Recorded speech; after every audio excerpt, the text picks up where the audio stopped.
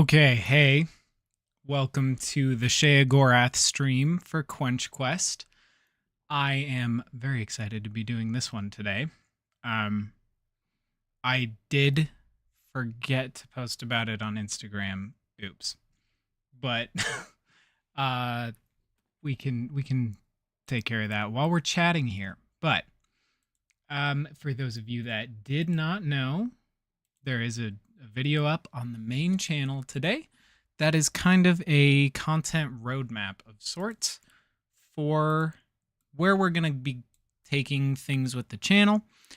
I'm really excited about it, and there's just a lot that I don't know, I was thinking about, and I think that the way we're doing it is going to work pretty well.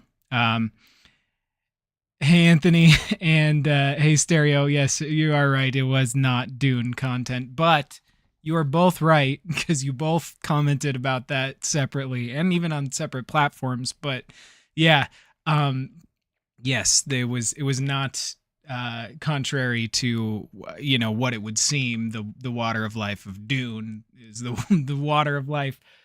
That again, this book. This cookbook is great. I mentioned it in the skooma video. I think it was the skooma video, or maybe it was Nuka-Cola. I don't remember. One of the recent videos we talked about how some, cookbooks are not like super well. Even today's video, I talked about it, so it might be that I'm thinking about. But some cookbooks are like not great. But this one is it's a good one. I just, it's missing some recipes that I would like.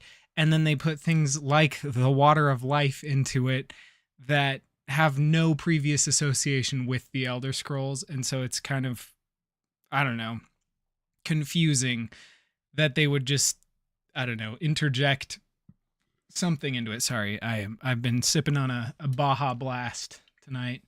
Little Baja Blast Zero Sugar. But yeah, it's I don't know. It's odd, but I hope that the lore connections that I made in it were convincing enough that we could, forgive the lack of it in game. It is something that if I ever get super into modding, once I'm, on a good roll with the videos and working ahead enough that I feel comfortable to start other projects, I have thought about, getting into modding in Skyrim. And one of the things I would like to do, just, from a, I don't know, consistency with my content type of thing, I would love to make a mod that puts all of the the beverages from the cookbook that weren't in the game into it, and also corrects, or I guess adjusts, some of the meads and cocktails and stuff like that so that they actually look like something. Because and this will come up in future videos, but Talon Jay's cocktails, they're just in white flagons. You don't get to see what he's talking about, and the way they talk about those cocktails, they look like something, or they sound like something that would be a visually appealing beverage. And it's a missed opportunity, in my opinion, that they didn't build specific models for those particular things. So I don't know. But yeah, we are out here getting Baja Blasted today. I did yeah, I didn't post on the main channel either that we're streaming, but I don't know. I think maybe today we'll keep this one. I don't know. I don't want to waste everybody's time making a post. And also I feel weird about making a video and then immediately after that putting up a community tab post. Maybe that's corny. I'm not sure. But I don't know. Maybe I should just not think about it that hard. But you know what? I'm gonna do it. We're just gonna do a main channel post right now saying that we're live, because why not? And let's see what, oops, there I am. Copy, paste. Sorry, I hate doing this. I really should, I don't have any excuses now. I should have all of this. I should just have like a checklist of everything that I need to do before going live. But, friends, we're doing some Sheogorath. Or no, not some. We're doing all the Sheogorath quests tonight. So we're doing the Sheogorath. Oh, spelled Sheogorath wrong. Quests tonight on the gaming channel, if you're interested.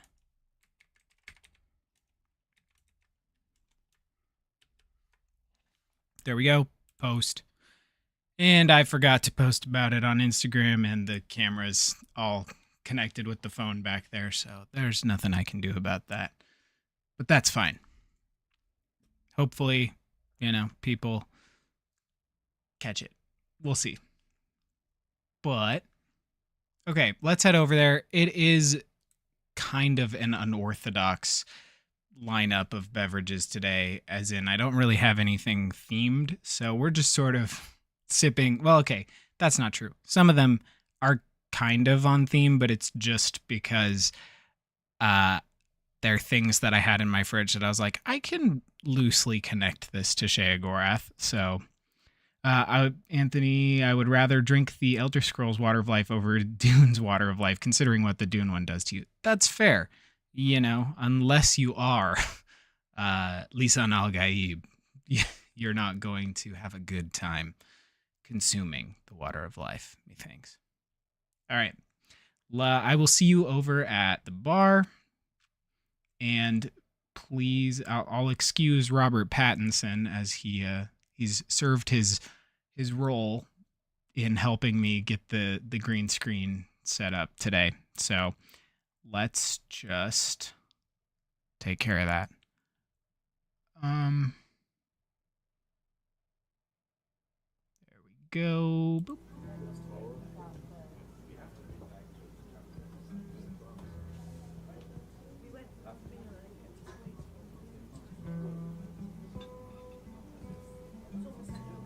Thank you for the assist, Robert. Your services are no longer required.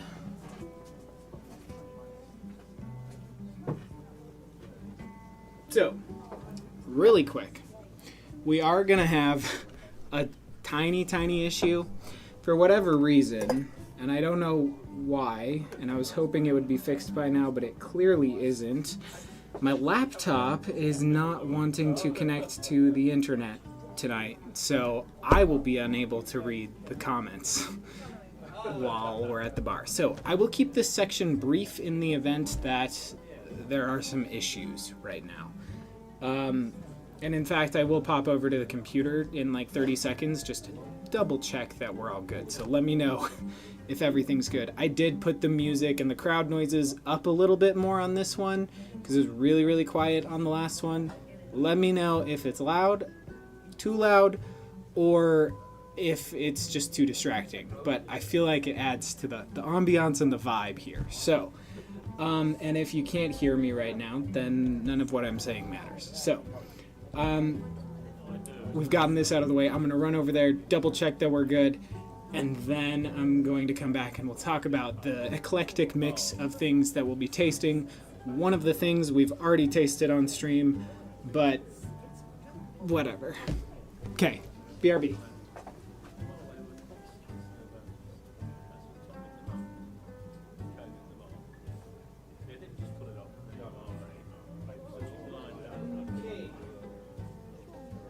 Stereo says, sounds good. So awesome. I'm glad it does. I really don't know what's up with the laptop. I will mess with it some more later, and we'll see if we can get that taken care of. But so the beverages that we're going to be sampling. This one, full disclosure, this wine's probably not going to be super great.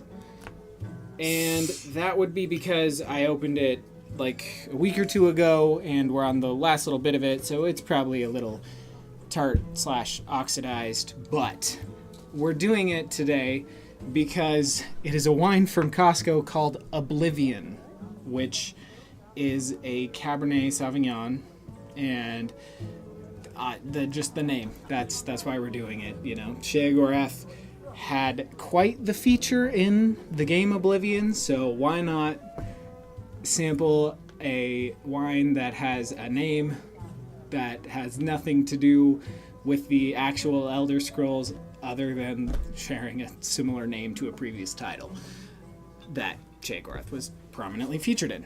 But the back of the bottle says, "Release yourself from the unconscious by embracing food, family, friends, and great wine. At Oblivion Cellars, we believe entering into a state of insensibility is about winding down to forget the daily stresses of life. So after a long day at work or the daily grind, enjoy what life has to give. Pair this tasty bottle of wine with roasted meats, grilled vegetables, or assorted cheeses."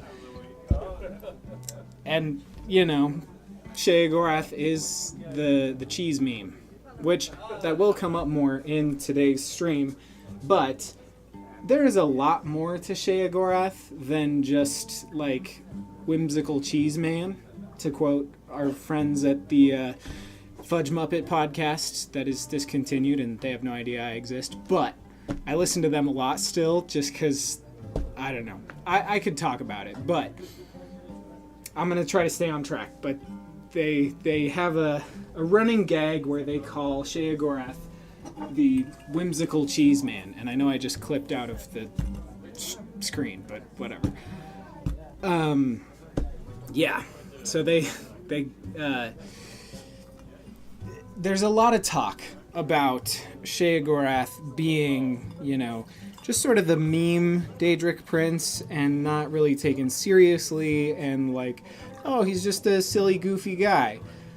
But if you dig into a lot of the lore surrounding the Mad God, he's not so nice. And you get a little bit of that in the Skyrim quest and stuff, but he's a lot darker than he is often portrayed in interactions with the player character. And we'll get into it. We're going to read 3 books from the 16 Accords of Madness today, because there are only 3 available in Skyrim, but I added them to our inventory. The only games that are the only locations that they actually are in game are places that our current character doesn't really have access to, so I was like, screw it, we're just going to add them to the inventory. But, yeah, we'll get to see a different side of the Prince of Madness. So, then the next one that we will be sampling, we sampled probably almost a year ago, a little less than, when Bell's Brewing Company did a collaboration, or not a collaboration, they did one of their hearted IPA packs, but this one's just the classic Bell's Two-Hearted IPA. And I figured the duality of the two-hearted name represents the two-hearted nature, or I guess not two-hearted nature, but the duality of the Saints and Seducers. So, well, I don't know. It's a stretch, is what I'm trying to say. But, yeah. Two-hearted, duality, that's it. And the Shivering Isles, there's duality in terms of mania and dementia, or I forget what the 2 places are called. I think that's what it is, right? Dementia and mania. I don't know. Somebody's going to correct me. But the Shivering Isles do have, 2 like separate sects of madness that, are areas that you can go to. But the final, we're only doing 3 tonight. The final one is actually from Meow Wolf, or a brew made in collaboration with /for Meow Wolf, and specifically the Convergence Station in Denver, which, if you haven't been, highly recommend. It's fun. But this beer is sold now outside of it. It used to only be available there, but I found it at liquor stores, and having had it at Meow Wolf at the Convergence Station, I liked it enough that I figured we could incorporate it here, and it will come up in a future video just for funsies, but I figured it fits the vibe here, because check out that can art. That is Mania on a can, and I'll read the can to you, and you'll get an even bigger dose of insanity. So, the known world slips away when Dayghost is uploaded to your bodily machine. Clouds part, new realities bubble, and an inner vista is revealed. Psychically supervised by Meow Wolf, this Japanese-style rice lager has been configured to taste crisp and effervescent while maintaining multiple dimensions of flavor. It is brewed at Marble Brewery in Albuquerque, New Mexico. So, that is the other brew that we're doing today. I'm going to double check the comments again. I miss being able to talk to you guys in real time. So I'm just going to run over there, catch myself up, and then run back.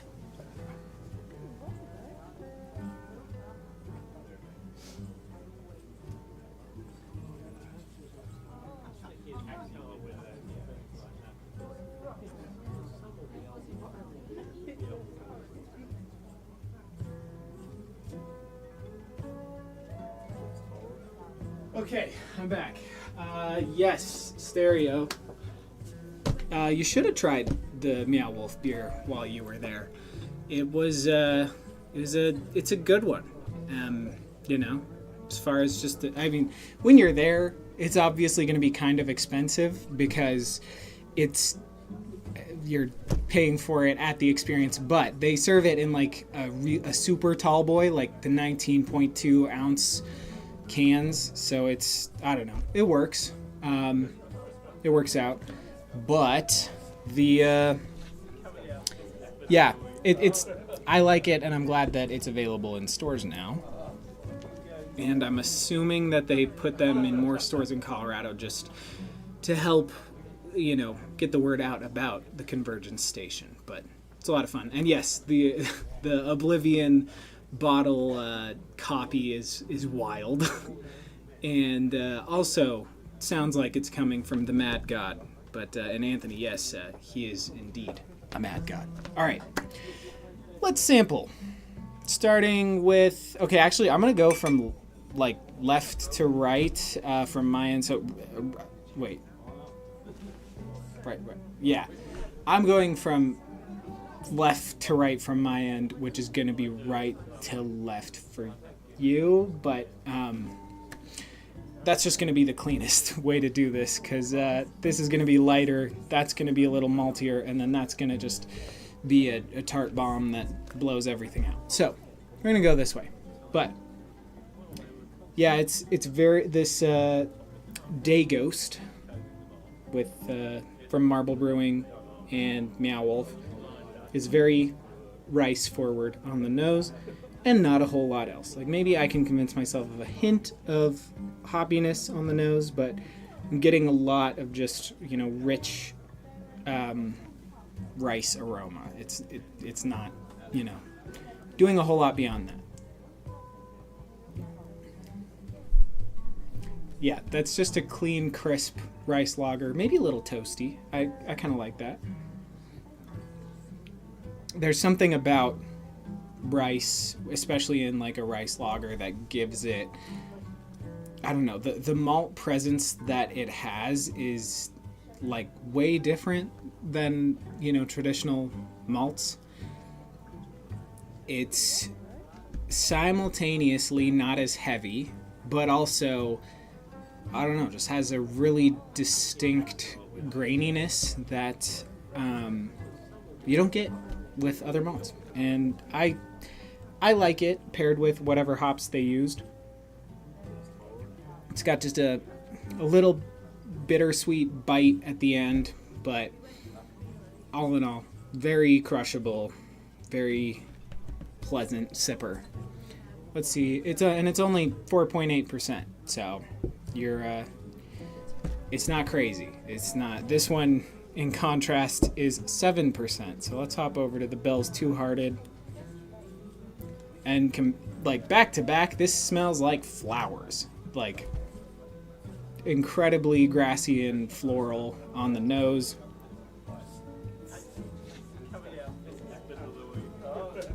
And that's also the first thing on the palate, followed immediately by a mighty malty bite.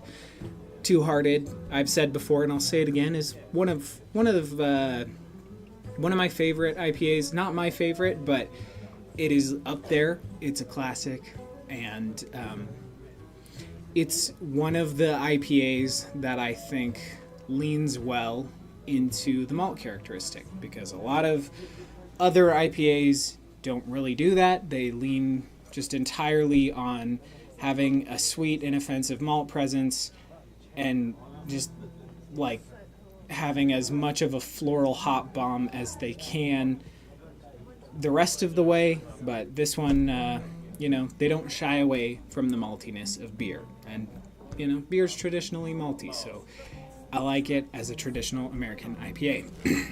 Okay. Lastly, the Oblivion Cabernet Sauvignon.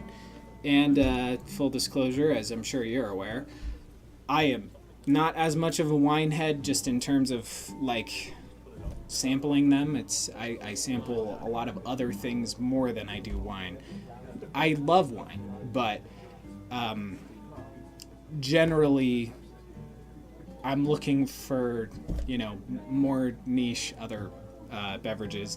And wine is more of an incidental thing that I like to pair with, like, meals rather than, like, go for it by themselves as often. But I'm going to also look past, or try to look past anyways, any oxidization that might have happened on this one, just because, I know it's the bottom of the bottle and was opened a while ago. But, the nose is, like, very blackberry and like rich grape must. I'm really digging that. There's a little bit of pepperiness. It smells very heavy, especially in comparison to those two.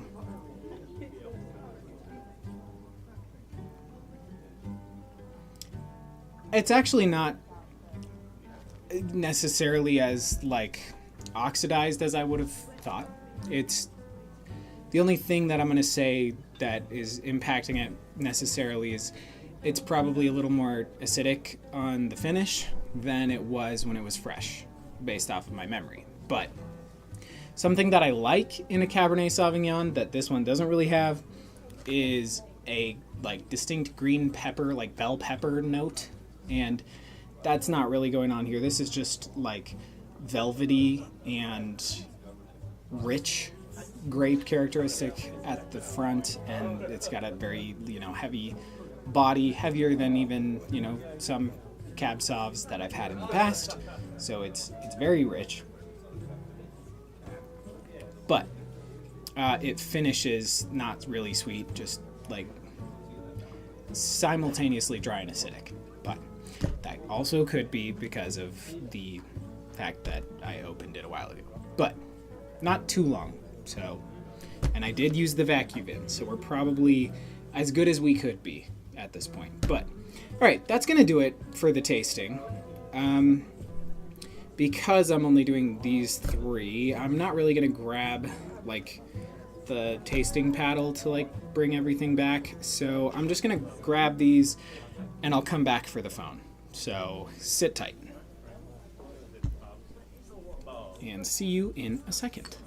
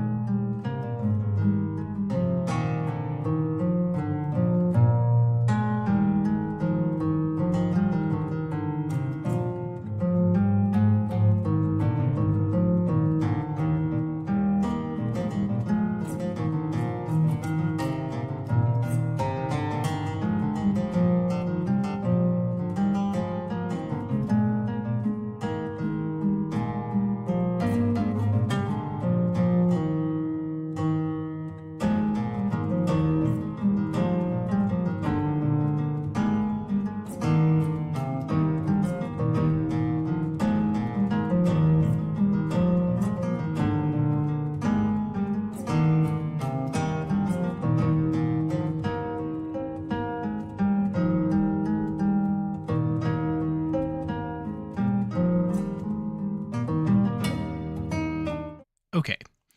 I am going to very quickly also add just a thing to the Instagram now that we're doing some Sheogorath quests, and I'm going to do it without the phone in front of the microphone for once. Okay, here we are. Boo, boo, boo. All right. Back out. Here we are. Live. Turn the volume way down. Share. Copy. I know this is your favorite part of every stream when I forget to do this.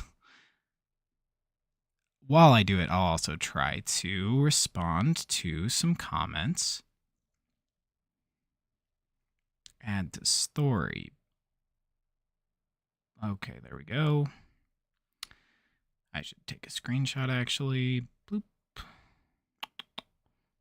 Subscriptions. There we go. Screenshot. Okay. So sorry for the delay. There we go. Save to photos. We're good. So looking at you guys, looking at this, Anthony, would the first beer be considered a session beer because of the alcohol content? It could be argued. I think I consider sessions as more so like, I don't know, like 4.5%, but I think you could make an argument for 4.8. And Stereo, I'm addicted to Abiotic Factor, Half-Life inspired survival game. Ooh, speaking of other games, I posted about it the other or yesterday, about streaming some Animal Well, which if you don't know what Animal Well is, sorry, I'm going to turn this light off because my face is way too bright, I think. There we go. Let's see. I mean, it's not perfect, but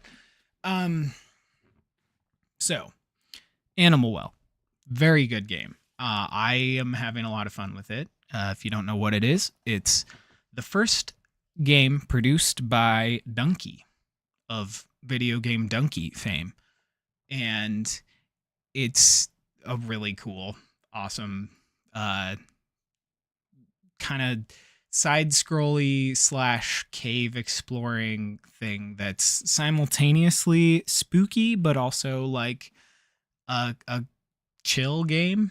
Like there's parts that like are eerie and higher stress, and it's a hard game that you have to like be good on the controls with, but it's a lot of fun. So yeah, gotta love the good old Donkey. So we could get into that game sometime. I did get it on the Switch, and we're notoriously bad when it comes to streaming Twitch games or streaming Switch games on anything. So we've encountered our fair share of microphone issues and stuff like that when doing so. But okay, sorry, I'm almost done with this story. Paste, allow paste, live now. Bloop, and centered. And let's add a little Skyrim lo-fi.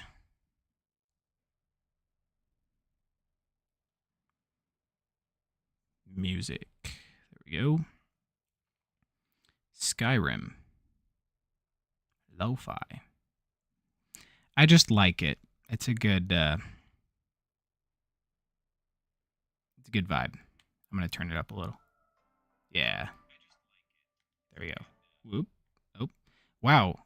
We are incredibly low latency on this stream. That's crazy. That was almost immediate.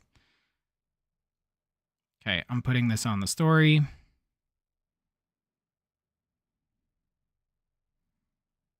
Done. Boop.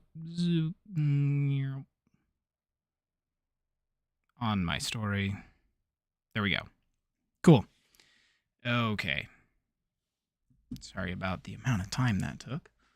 And next time, I will try my darndest to be way ahead of the game. Okay. Let's get into this freaking quest.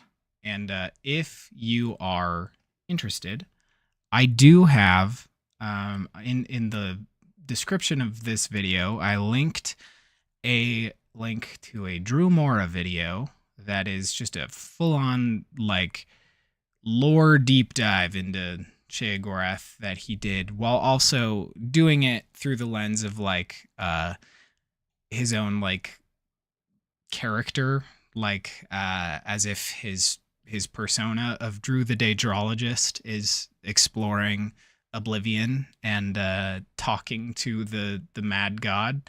And it's a really good video. It is like an hour and a half long, but it is an hour and a half of peak beauty. And full disclosure, I also used the audio from the very beginning of that video on the Skooma video for Sheogorath's lines. Sorry, that was the wrong one. I tried to go back to the bar. Okay, give me 1 second.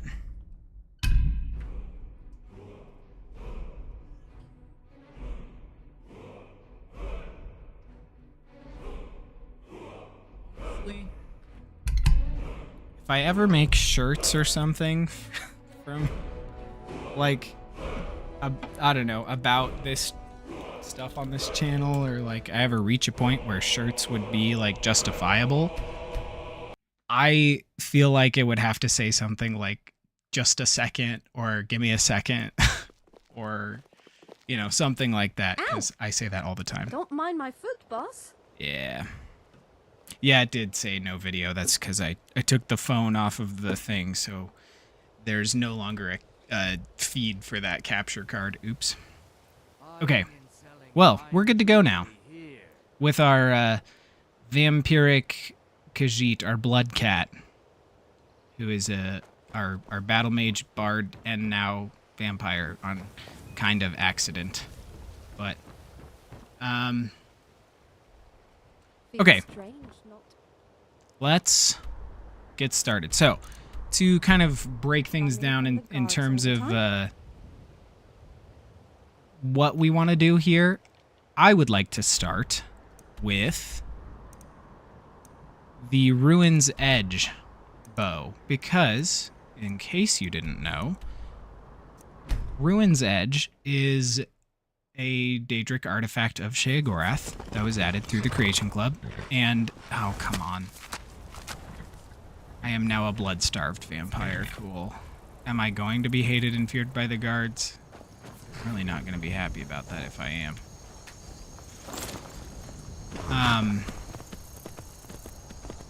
Hopefully not. Let's find out. I'm sure there's going to be some guards along the road here. Although, this road doesn't go that way. Gotta go this way. Anyways. I forget what I was talking about. Now that we're a blood-starved vampire. Get out of my face. Alright. Yeah, I lost my train of thought there. Oops. Hey there. Okay. Fine. I'm getting off my horse. I'll take care of this on the ground.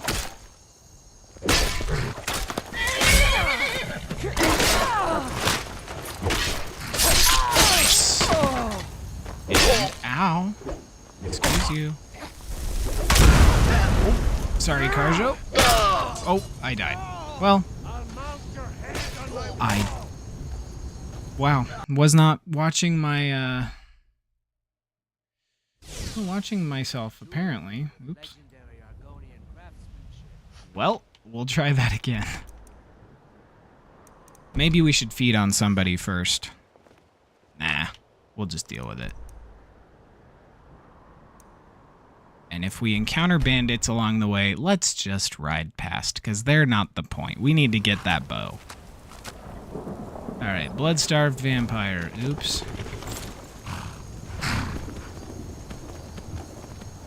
Yeah, we'll try to cure ourselves of vampirism at some point soon, because I really don't want to be a vampire with this character. Hello, wolf. Hello, bandits.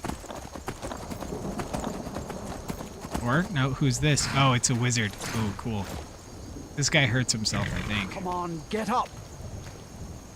Oh, hello there. I did notice you come up. Right in front of you? I was focusing my magicka. Or at least I thought I was. I don't really know what I'm doing. I can see that. That's quite a staff you have there. Yes, it's painfully obvious you don't know what you're doing. We are a chaotic Good Khajiit Battlemage, so I'm gonna go with that one. Yes, it's painfully obvious you don't know what you're doing. You don't have to tell me that. See, my grandfather was a wizard. My father wouldn't talk about him much. But I found some of his things in the attic, including this staff. After that, I thought I was turning into a wizard, too. Because dead things near me would come to life again for a while. I even went to the College of Winterhold. They just laughed at me. The magic is in the staff, not in me, they said. Give the staff to me before someone gets hurt. No. Hand over the staff or else. No. Seems like coin would be worth more to you. Give the staff to me before someone gets hurt. Nah, I don't think so. Okay. Well, gonna jump ahead, blah, blah, blah. Oh, come on. Or at least I thought I was. Come on. Okay. Well, Well, I've done it before. thought it would. Until next Oh, well. Never mind. We can get out of here. Staff is useless. The whole world is useless. Wow, that's quite the conclusion to draw, buddy. Oh, let's see what he does with this bear. Hi, bear.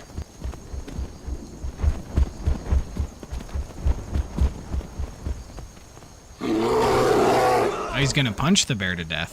Fun.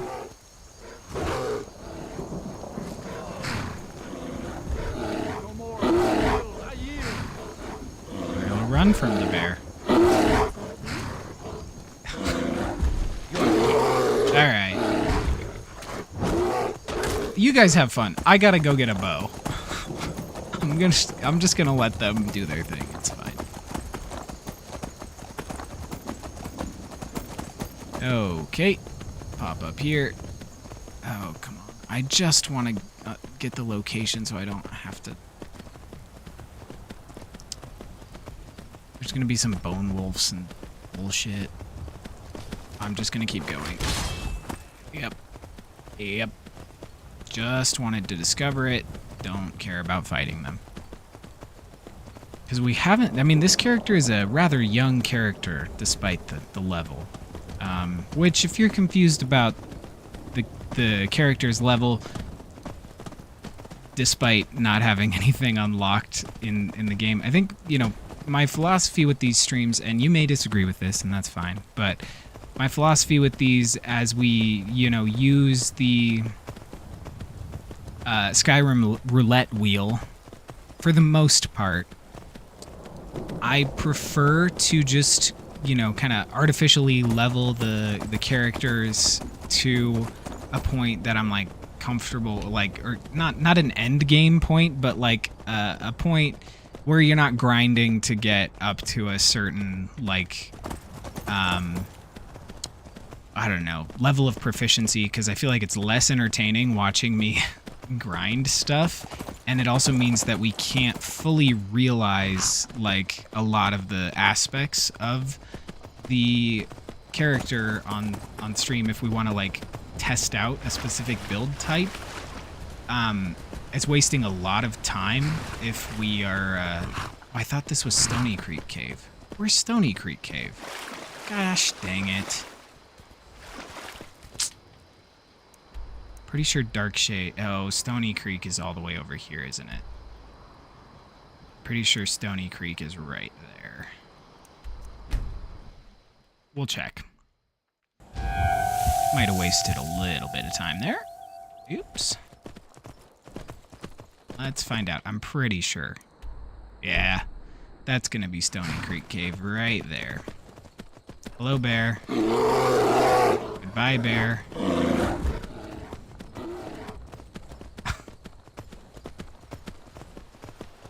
Yeah, oops. Might be.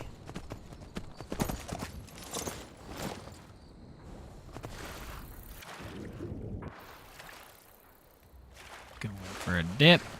Going in the cave. Ooh, I think I have the music turned down. I think I did that for... I was getting some footage for gameplay. Or for some gameplay footage for a video. And I think... Yep, I turned the music way down. We'll put it about there.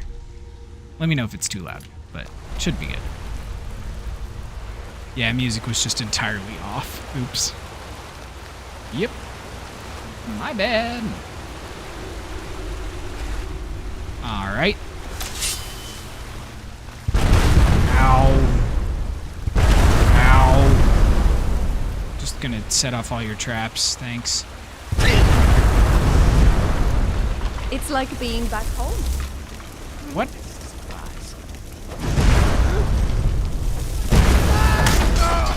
Gotcha.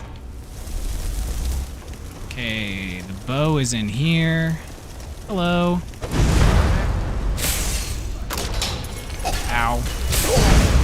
Okay, I should maybe have a potion or something.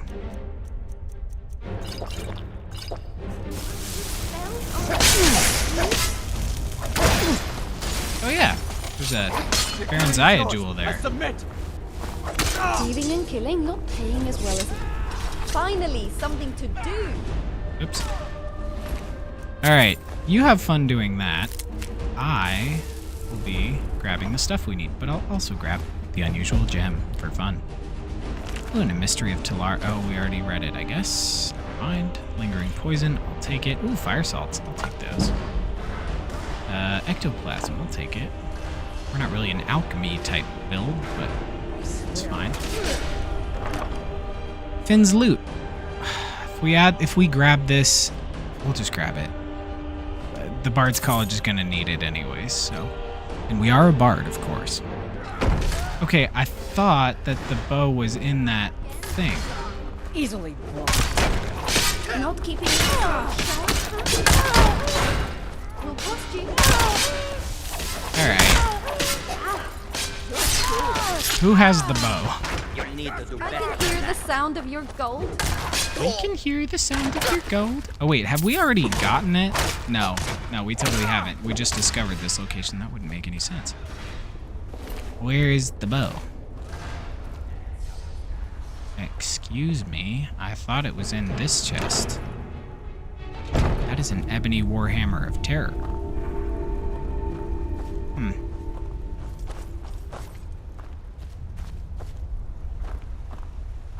It is installed. Is. You don't have it. You don't have it. Did you kill anybody out here, you guys?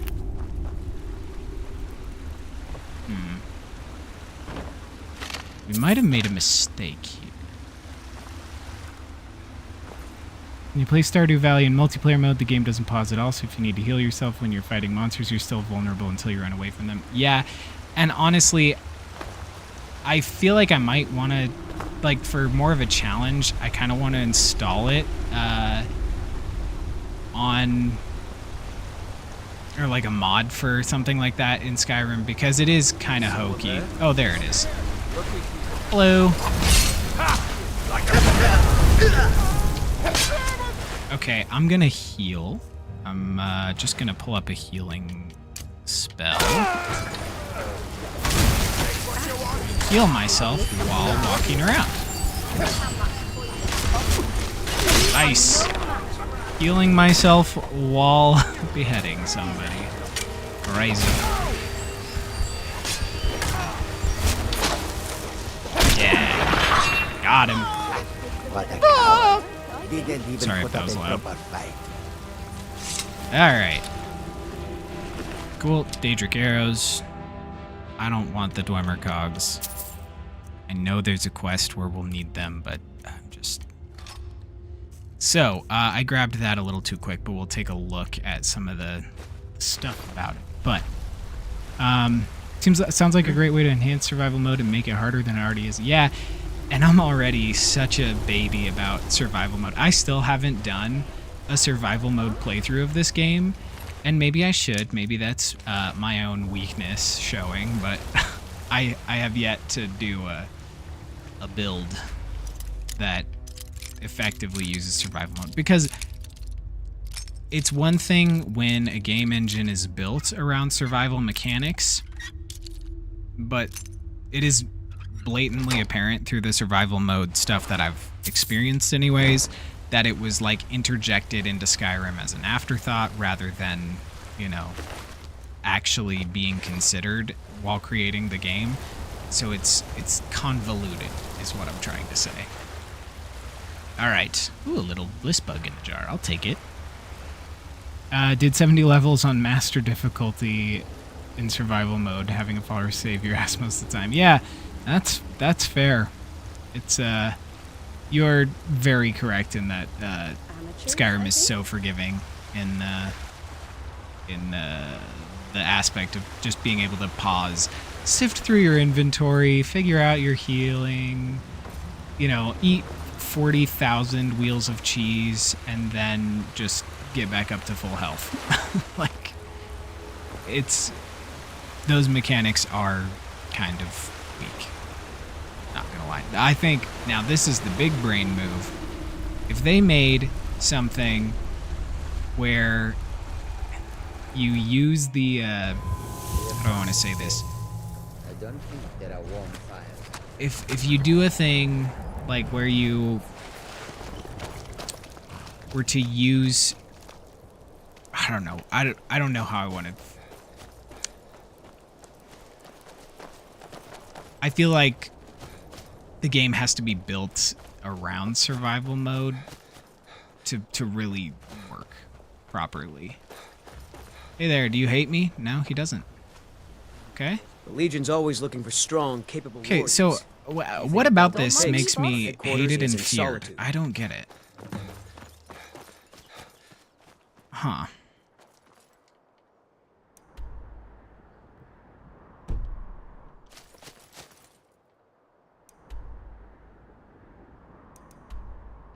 All right. Let's see. Yeah. Don't want to do any of that. We do want to do this quest, but there's another quest I want to do first.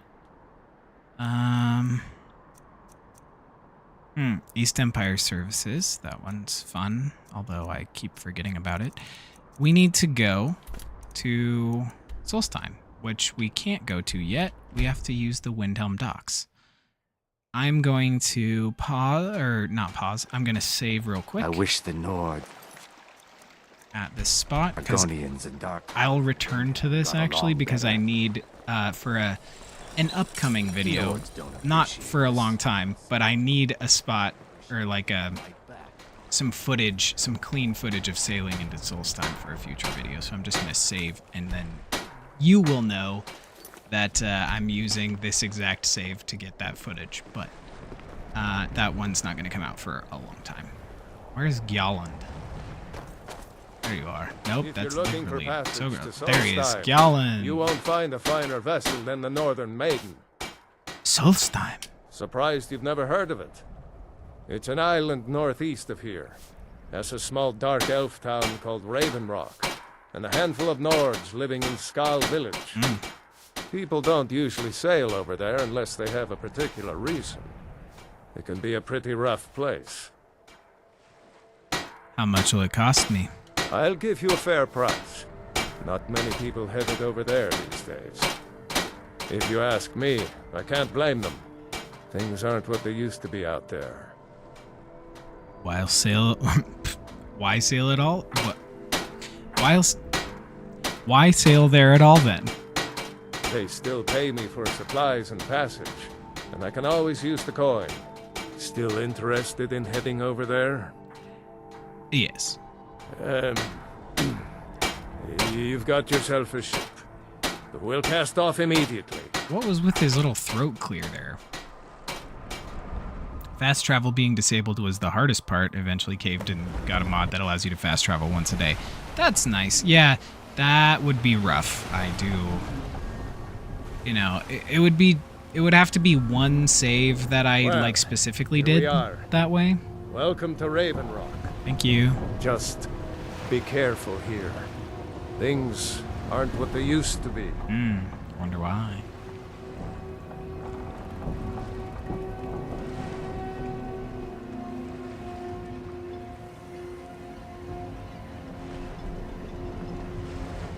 And we're here. Thank you. All we need to do. I don't recognize you.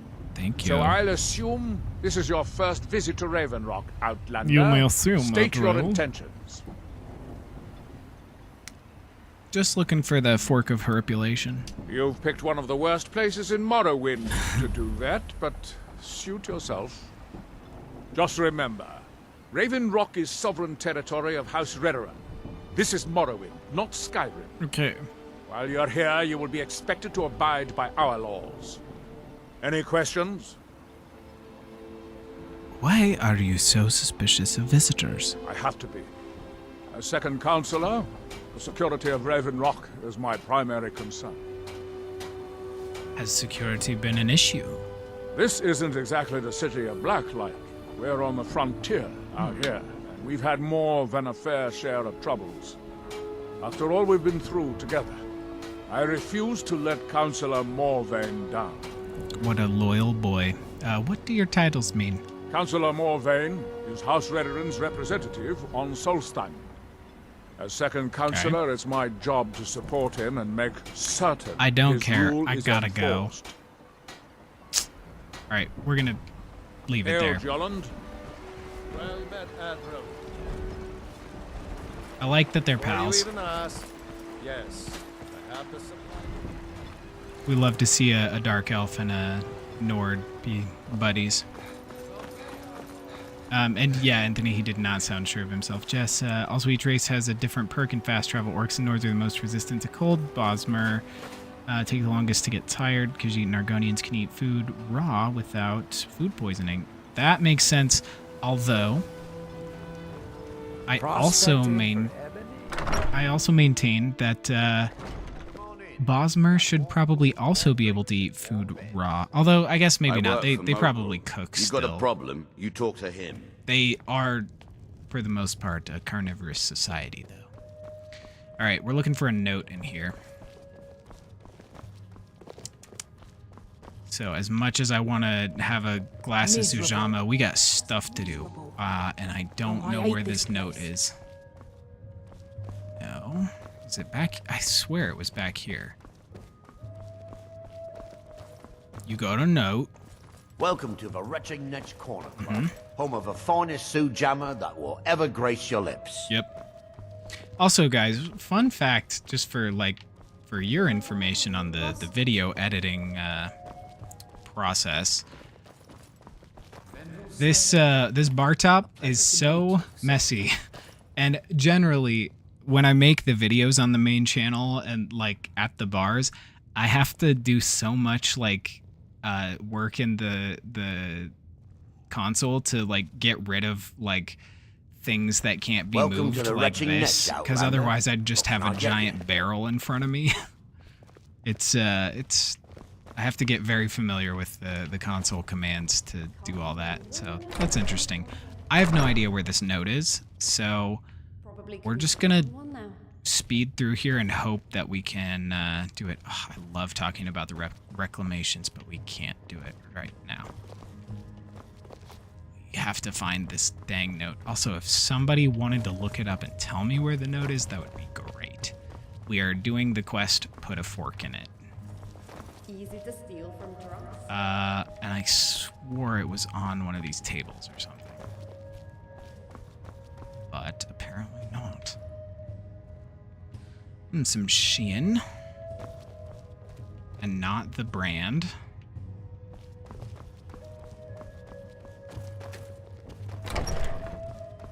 Note. Death brand. Ooh. Well, I don't want to take that right now. Maybe it's upstairs. Longer they are happy, longer they don't notice where they're going. Really?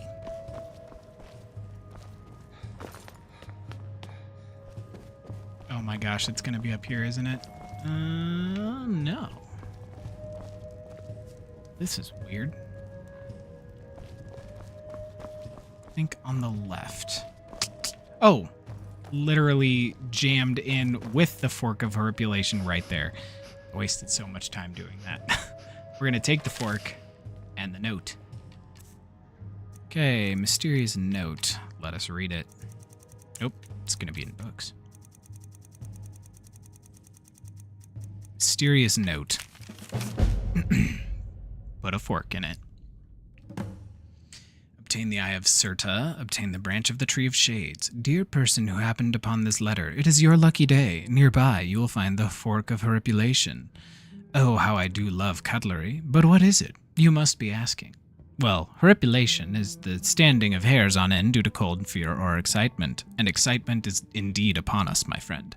Take this fork and use it to kill 2 special bull netches in single combat. Each will yield an artifact, the Eye of Serta, and the branch of the Tree of Shades. Warriors of another age might find these familiar. Combine these together with some heartstones at a staff enchanter for a special surprise. If you're successful, you'll be rewarded quite handsomely with the Staff of Sheogorath. Handsome indeed. If not, well, I do love to watch a good fight. Yours truly, Lord Sheogorath. Thank you, Sheo. Weapons. Fork of Horripilation. Put it in the left hand.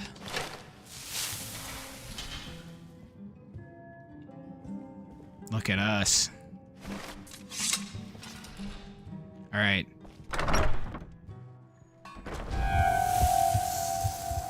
Of all the Elder Scrolls race, which one would you personally, would you be personally? I would be Dark Elf, because that's the race you always play as. Yeah, the Dark Elves have some very unique and cool lore. And I love that. And I don't know. I could talk for days about the Tribunal and how much I love them. Okay. Eye of Serta. Okay, this is gonna take longer than I thought, and we don't have a summonable mount, so we have to sprint everywhere. And this sort of sucks.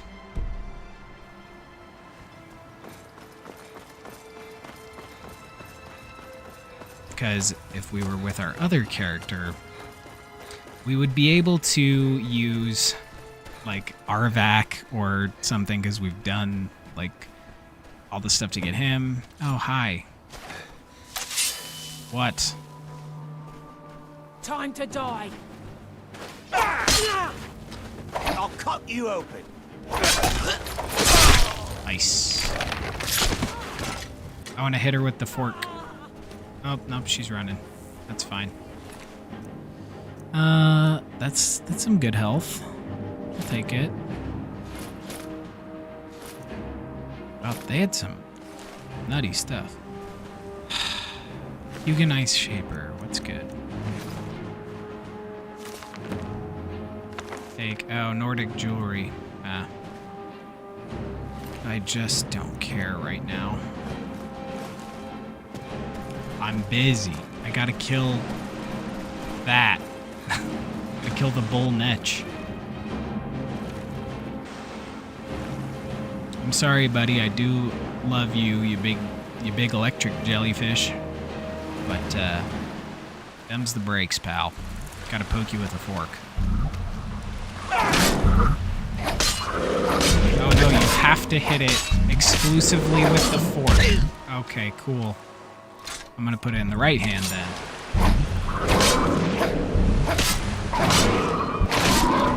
Nice. Got him. Serta's eye. I'll eat some netch jelly. Take some netch leather. Oh! I forgot the jelly paralyzes you. Bosmer, because you love nature and could never fully be a vegetarian, despite people often initially thinking that you are. Yeah, you know the ooh, butterflies. That is very Sheogorath of him to put those here. Yeah, that's something that I love, and I've talked about it a lot too. I love the fact that the wood elves, the Bosmer, are a carnivorous people. I think it's some of the coolest lore, because in traditional, like, fantasy settings, you almost always have the... It's really over there, isn't it? We're gonna sprint. We're gonna sprint across the island. It's fine. We're not gonna stop for anything unless somebody locks us into a conversation. Anyways, I love the fact that they flipped the trope of the Wood Elves being like, you know, a peaceful, happy-go-lucky, vegetarian, like, elf group that just plays the flute and hangs out all day on its head.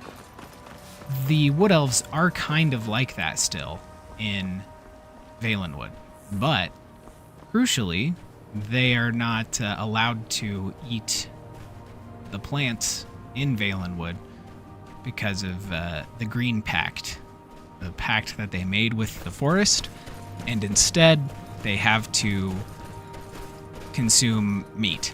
And so all of their stuff is meat-based, including their alcohol, which is crazy, and that would be a difficult beverage to try to actually make myself. Leave me alone. Next sound. I'm busy. I'm running across the map.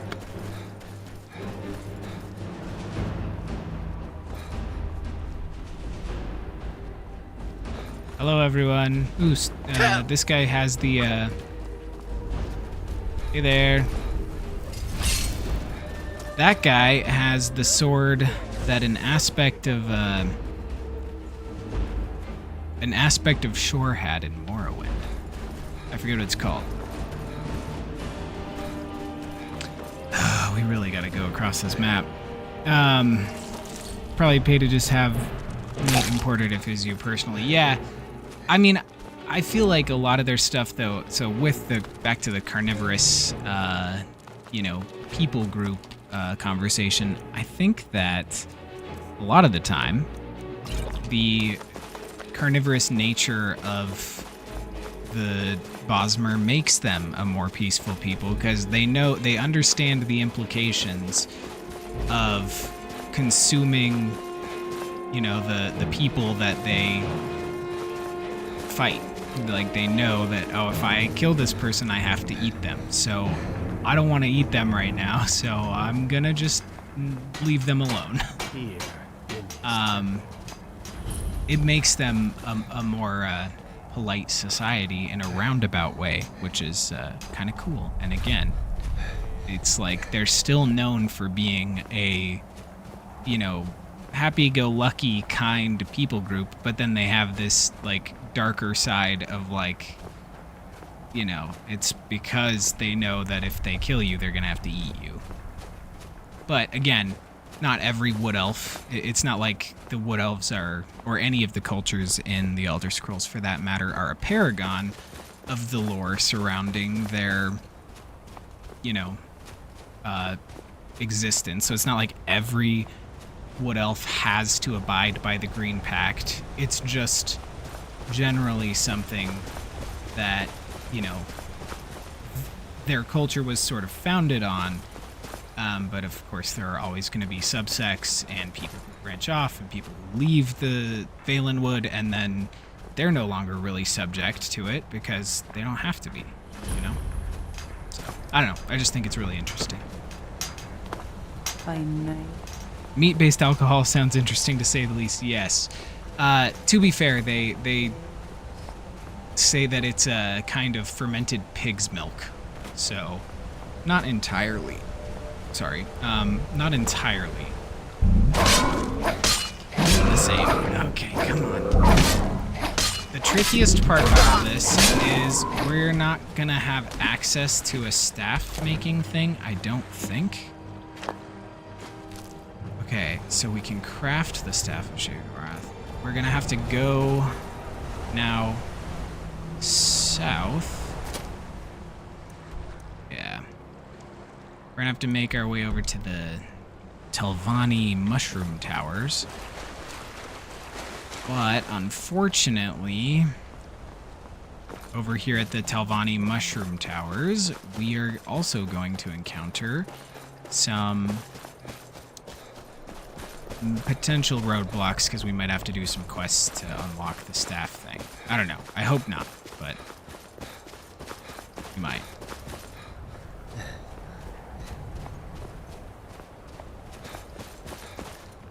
Come on, you can do it. Do I have more potions?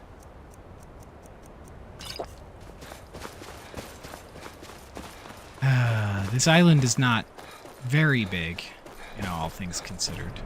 If we were to stop and fight every single person we run into, it would be a more difficult task, but I feel like we're good here. I think the modern days of the lore, they don't adhere as much to the ritual-esque cannibalism, but they still uphold not consuming the plant life of Valenwood. That makes sense. I think that would be a healthy approach. It is somewhat horrifying to think about, and I assume that a lot of them would want to not have to eat their fallen enemies. Come on.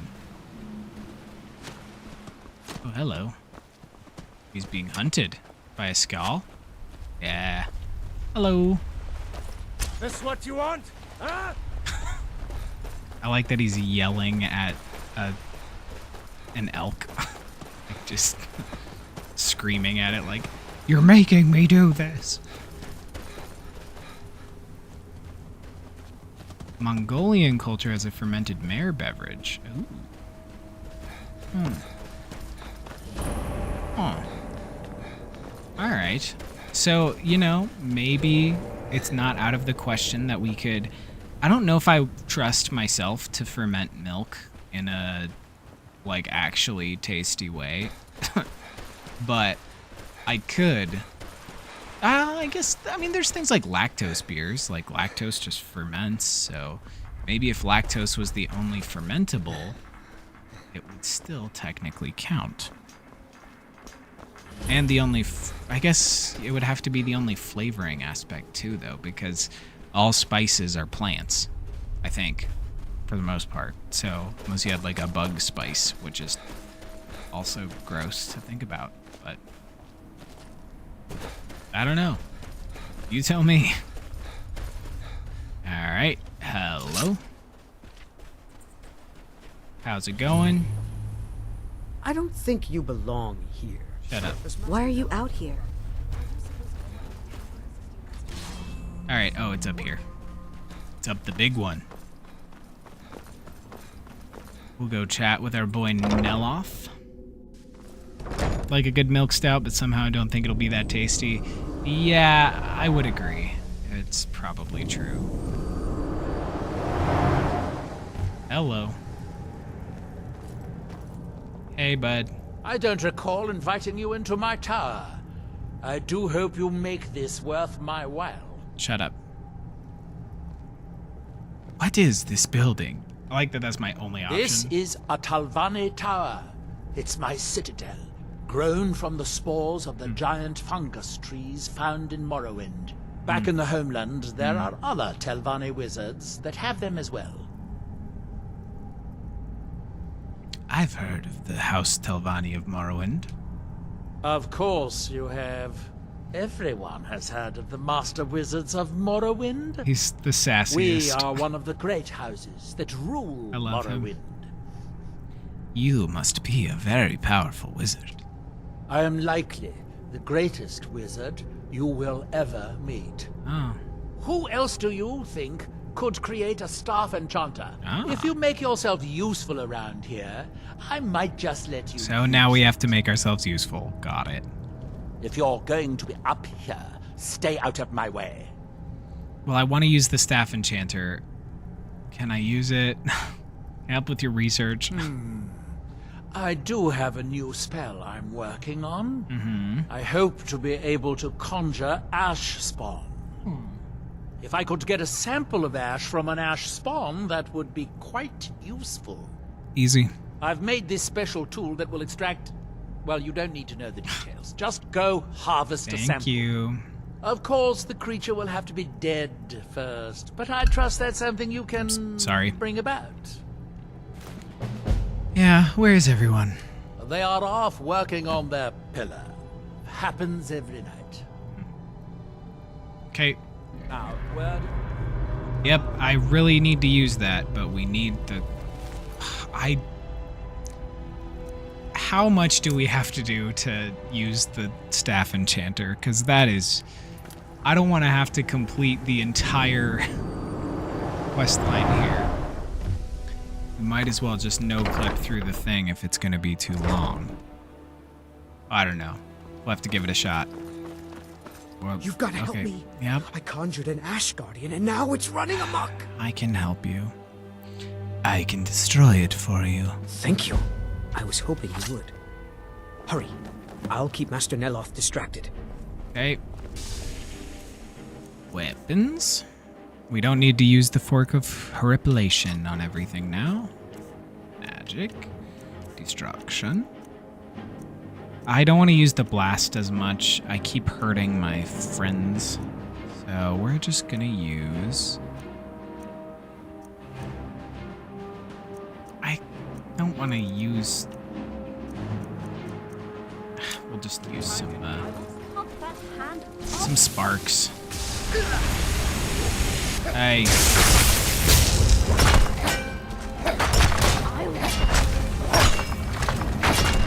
Pathetic. Nice. I was hoping we'd get something out of it. Talvis, where are you? Ash spawn. We'll do that later. Let's go find an ash spawn. I know where a couple are. They're in the area. There should be some up there. Sometimes there's a couple over here. Okay. There should be some around this fort, I think.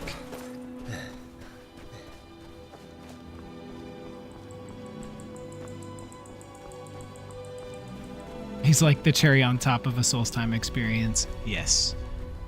We love Master Neloth. Okay. Ashfallow Citadel. There should be some in here, yes. Hello? Any ashy guys? Huh? No? No? No? Hello? Well, I was hoping we'd encounter some in here, but it looks like we're not going to. What the frick? I guess we probably have to have the first encounter with the ash spawn to like get them to like spawn on the rest of the map. So we gotta run back towards Raven Rock, hit up that farm where they seem to show up.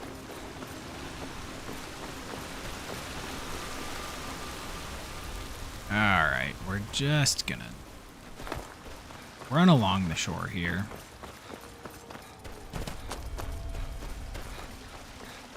Oh my gosh.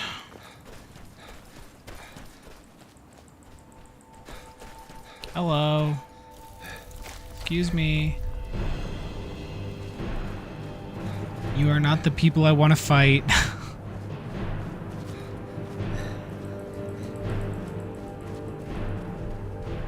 I'm looking for ash spawn, not burnt spriggans.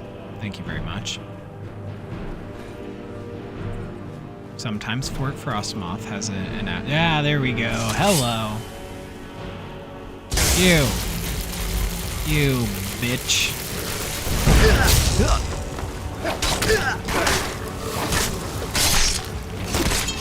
Got him. Extract ash. And take the spawn ash. And... Ow. Okay. Well, alright. We're just gonna sprint.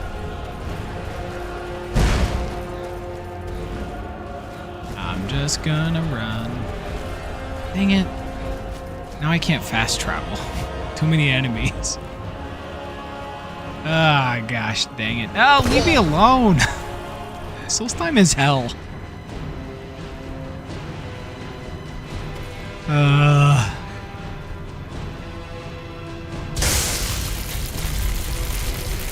Stay away from me.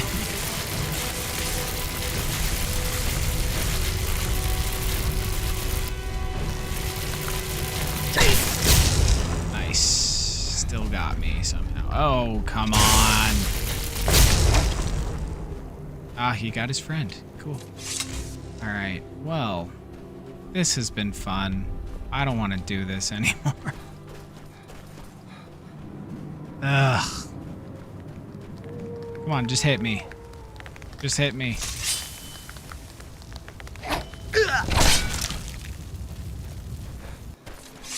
Okay. Fast traveling. I don't want to deal with Solstheim right now. Okay, when... I'm just gonna look it up. Staff Enchanter. Boop.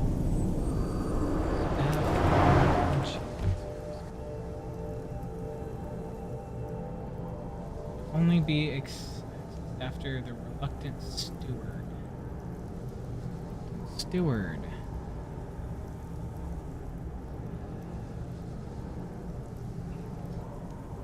Come on.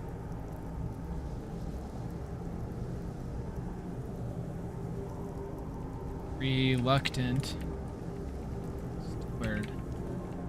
Skyrim.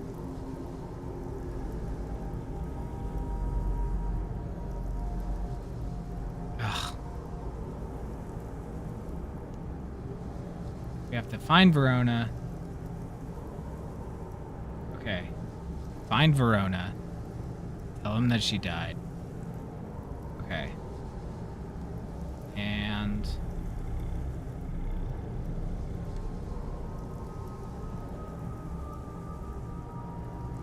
okay. That's fine. Still waiting for that ash We can do sample this. from an ash spawn.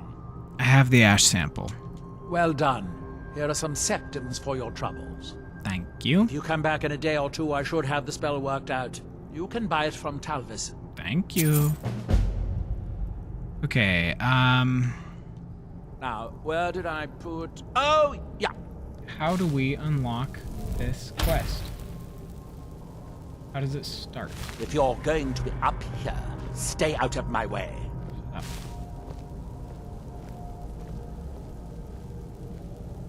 It's as if Telmithrin He is cursed. begins it. How am I supposed to get anything done with part of the tower withered like this? Wait, okay. I think someone's out to get you. I don't know, but I mean to find out. I still have some research to do before I'll know anything for certain. Okay. Bye. That's that then. Talvis. Have you destroyed the Ash Guardian yet? Master Neloth will kill me, or worse, if he finds out. I like that they choose like the young man's voice for him, but he looks like as old as Neloth. I've destroyed the Ash Guardian. What a relief. Master Neloth surely would have punished me had he found out. I don't have any gold to pay you with, but I can give you the staff. I'll take it. What went wrong with the Ash Guardian spell? Oh, it turns out that the spell requires a heartstone to cast properly. I didn't have one with me when I cast it. If you cast the spell without a heartstone, it attacks anything in sight. Okay. Thank you. Yeah, take care of yourself. You too. Okay, let's run. Neloth. Where is that ash-sucking steward? Oh, there we go. Verona? Finally, I can get back to work. So he's looking for Verona.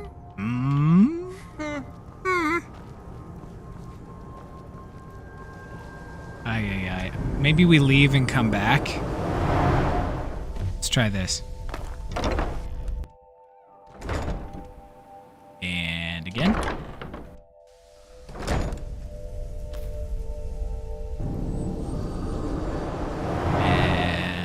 You've already helped him with one. Oops. Ah!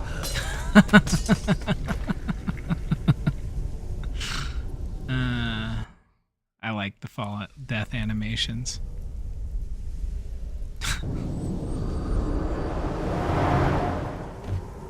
All right.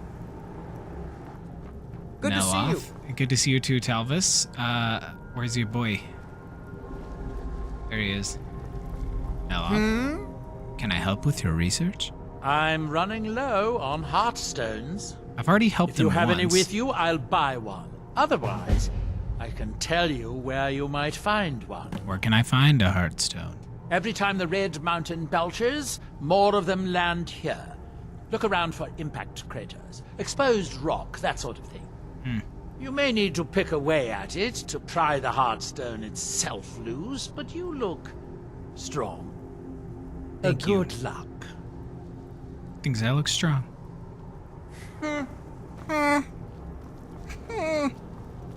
Good day, friend. Keeping well? Good day. What you got for sale? So, you wish to master the arcane arts. Do you think he has a... No, he doesn't. Stupid.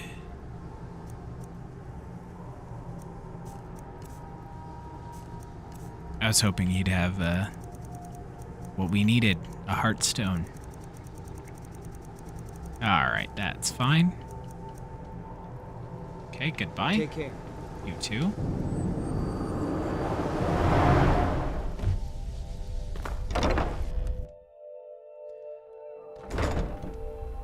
It's all good. We're gonna do this. Let's get a freaking heartstone. I think there's some on the other side of this. If we just like walk around here. Yeah.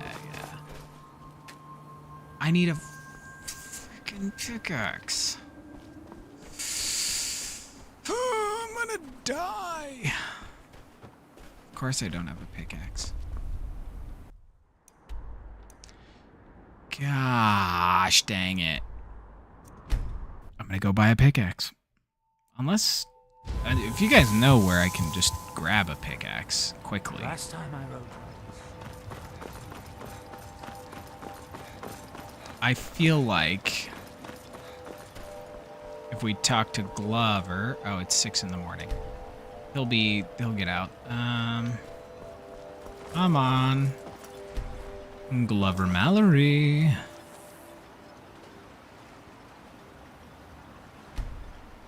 And boop. Yeah, there he is. Hey. You haven't seen Crucius Corellius, have you? Yeah, there that we go. Foolish old man's taken my pickaxe again. Oh my gosh. Why all the fuss over a simple pickaxe?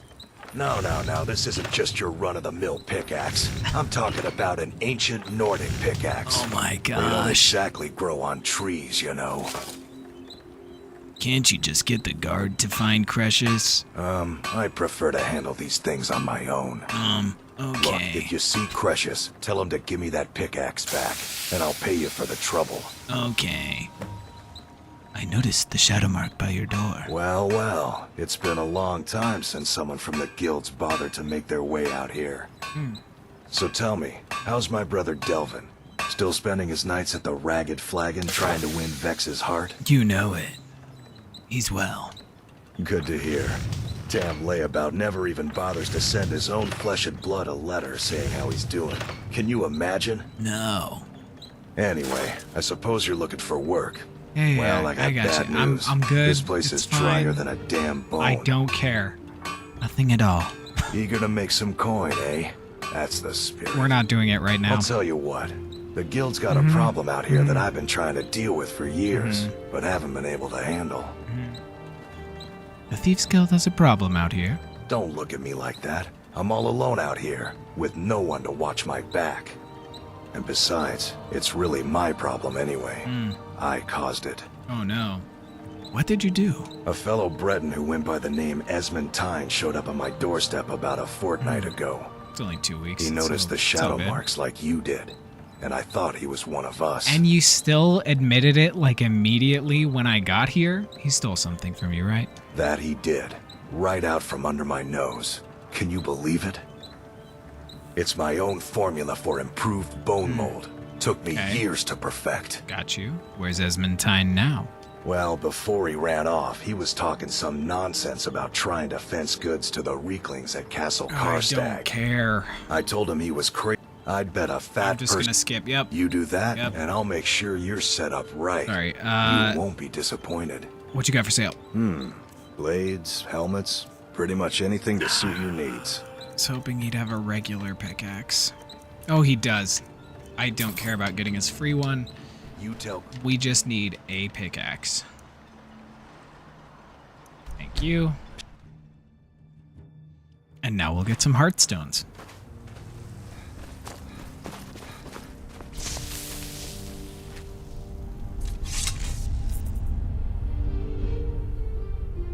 What? Well, the animation broke. And there's no way I can fix this.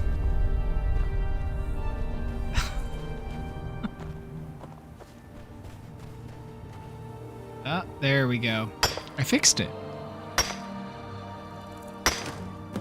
Okay. I'll take a couple extra.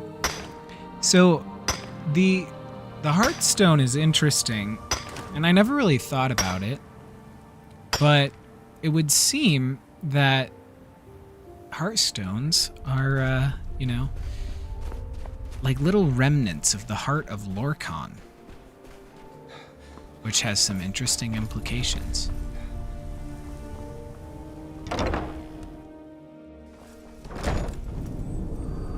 I never really thought about it or made that connection, but, that's it. Oh, I'm gonna die again. Why do I always do that?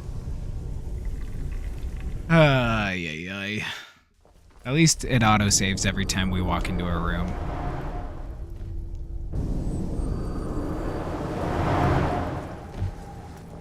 Oh, I'm gonna...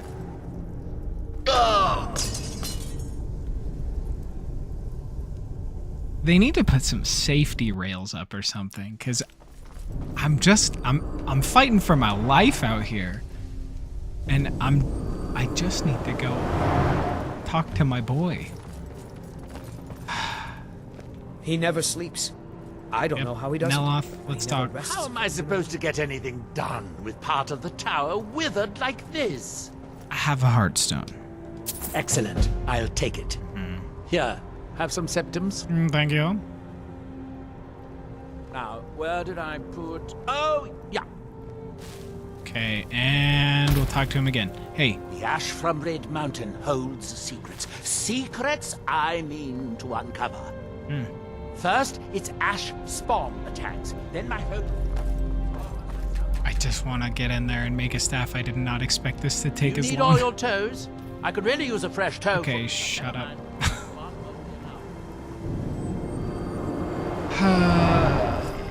Okay, we've helped him with research. We just need to find Verona. Come on. I just need to make a dumb staff that I'm not gonna enjoy using. Also, I like that I'm a vampire using Dawnbreaker. That's kind of, you know, counterintuitive.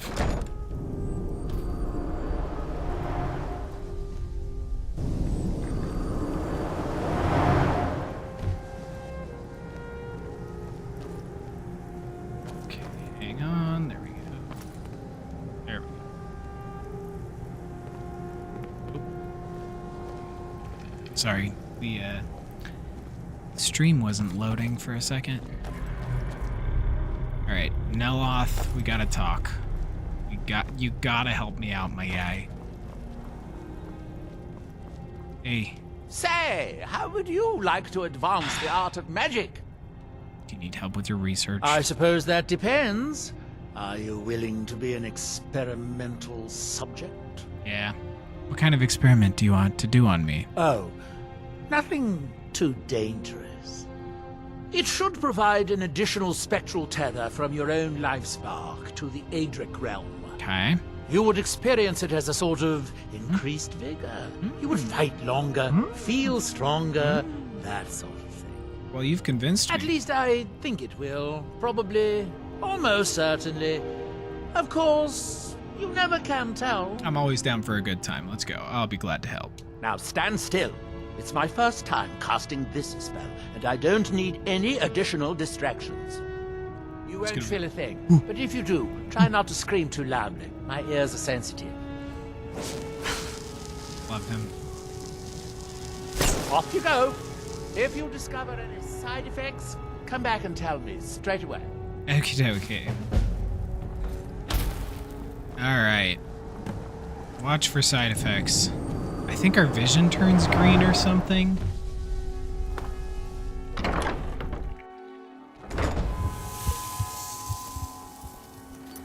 Okay, I'm gonna look it up just to see how we can accelerate this, because we're wasting so much time just making this dumb staff.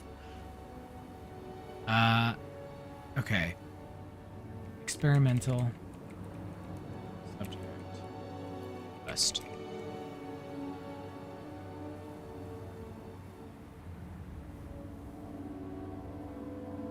Water. So, let's, okay, we just have to run into some water.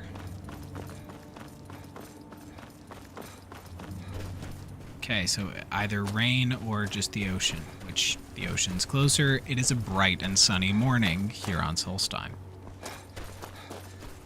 It's bright and sunny on Solstheim this morning, and blah, blah, blah, blah. Oh, there was an ash spawn down here. Oh my god.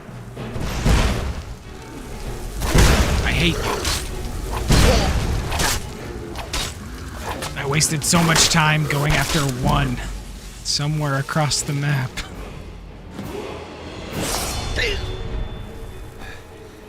Boink. Okay, we got wet, and we've gotten our side effect.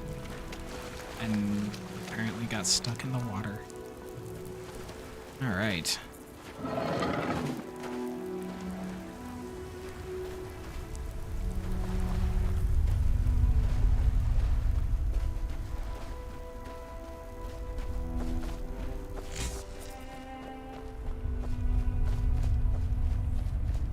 Okay, come on. What?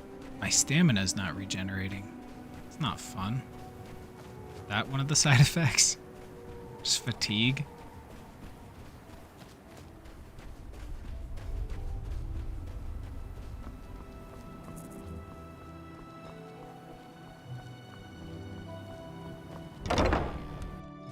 Alright.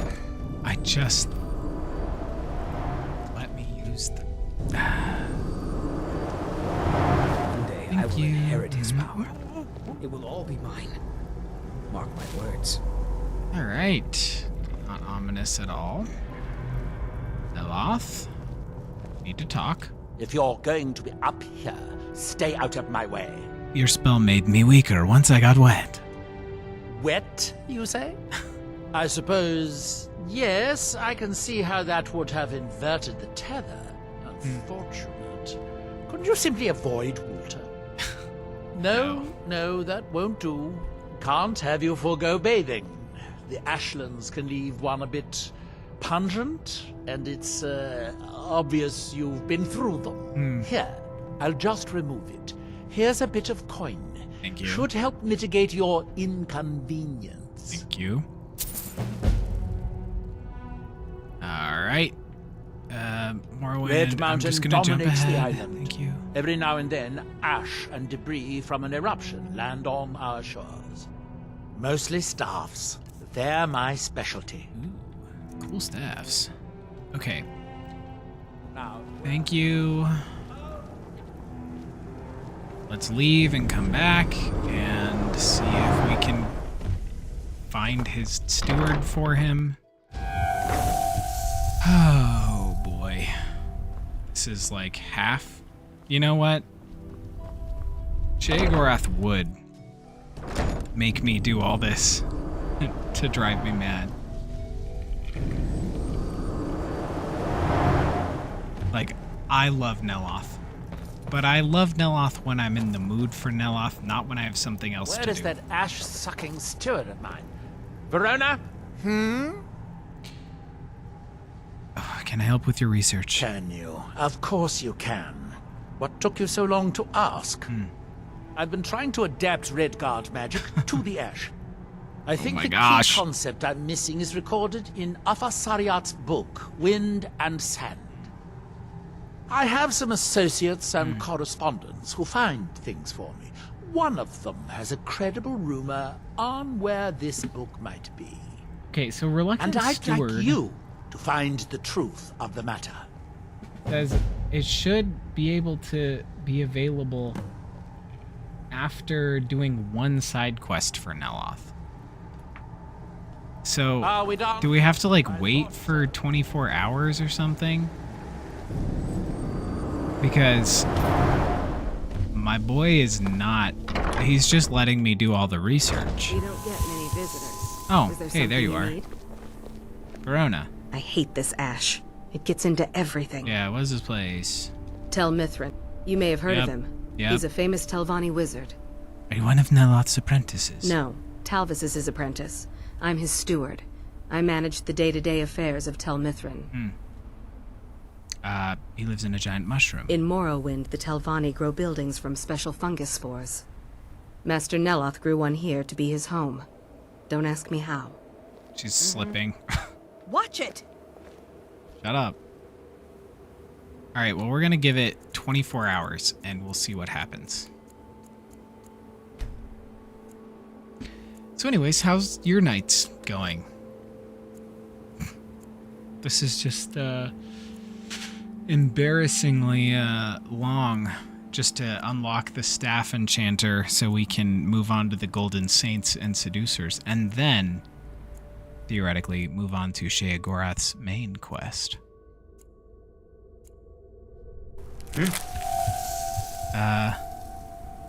Getting your ass kicked at the... What game? Okay, when did sand... Snow in my... Yeah. Why do you have... There should be sand in your eyes. This is Solstheim, my friend. Oh, and she's here, so... Clearly... He's not gonna need to know where she is. We have to get wind and sand. Fine.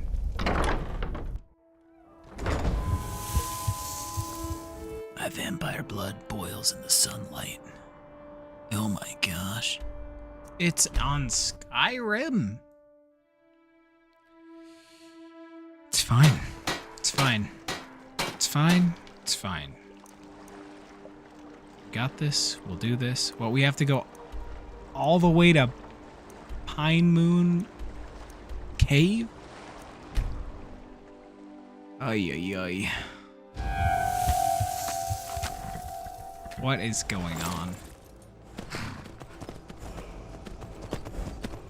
Ooh, there's a... Forgot that the Meridia's whole area has a word wall near it. We just haven't done any Dragonborn stuff with this character, so we've never needed it. Pardon me, just passing through. Anybody who's going to be mad at me for entering Clear Pine Pond.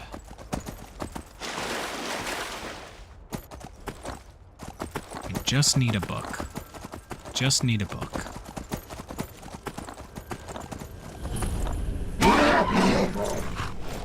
Sorry, horse. Rigmore. Down in the cave.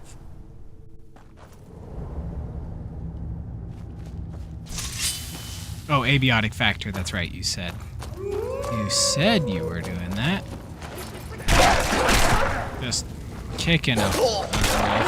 Oh, sorry, Katya. Did not mean to come at you like that. Hello. Nice. Get wrecked.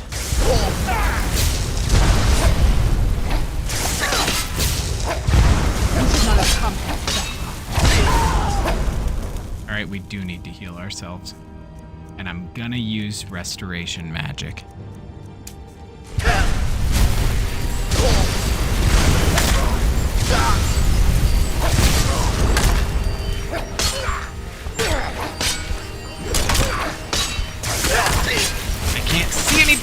he cut my head off. All right. And my hood stayed up somehow. Nice. That was chaos. Let's do it again.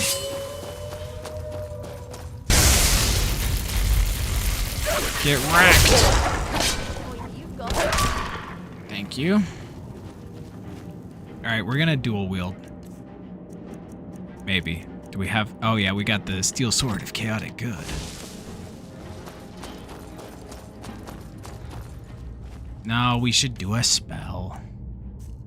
We're gonna lead with some... strangulation. We'll absorb some health.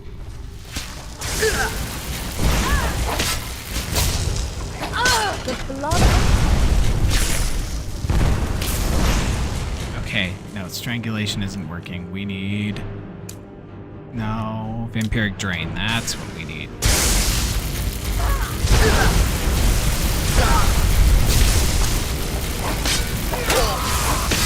Oh, he's got a nutty weapon. What the heck?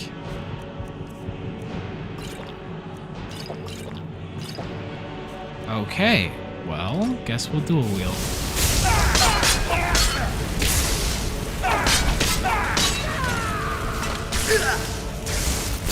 Alright, back to our vampiric drain. You should not have come here.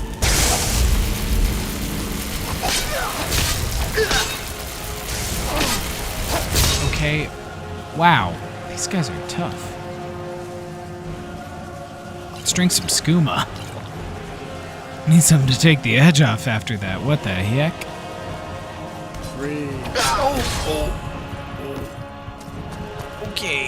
Okay, I got you. I need to heal.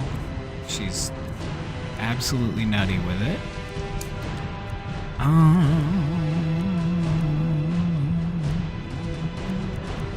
Okay, I guess we're just gonna use the healing spell while we run away like cowards.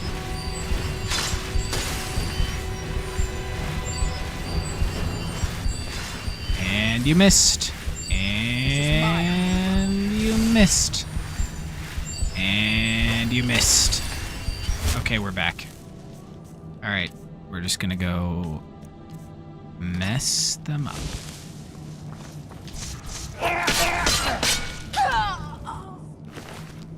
They were tough for some reason. They should not have been that tough, but their weapons did some nutty damage. All right, I just need a book. Okay, nope.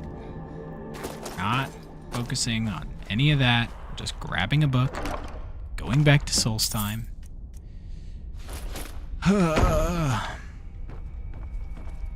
Okay, incident at Necrom. I'll take it. I heard garlic might work. No? No, that's a myth. But good try.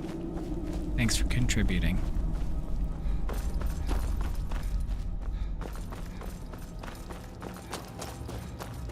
All right, taking a break.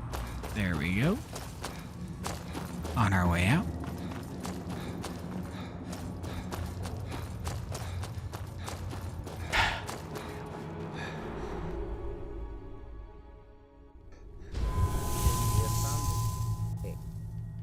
All right.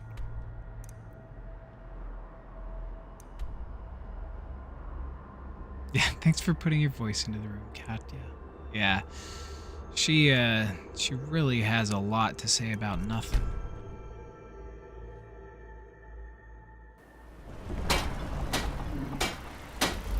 All right, and off to Master Neloth. Hopefully, this will mean that we get to do the steward thing now.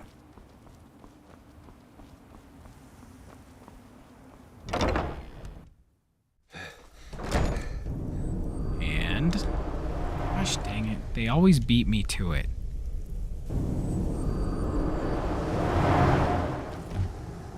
Thank you, Neloth. Let's talk. What's good?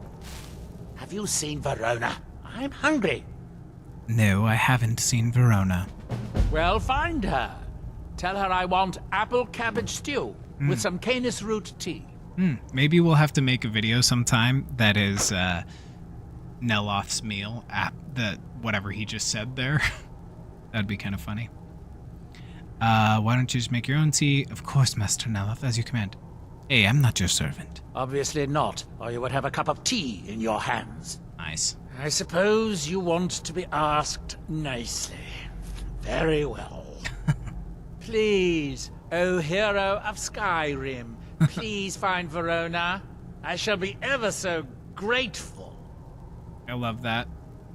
Also, the book was right where you said it would be. Perhaps this particular source was worth more than I thought he was. Pity.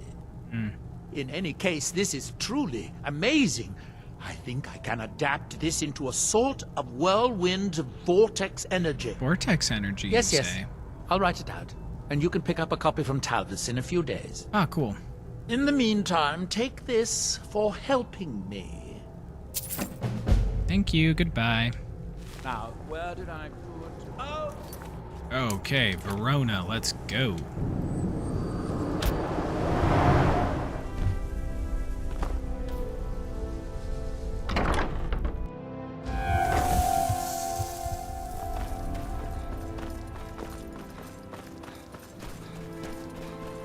Alright.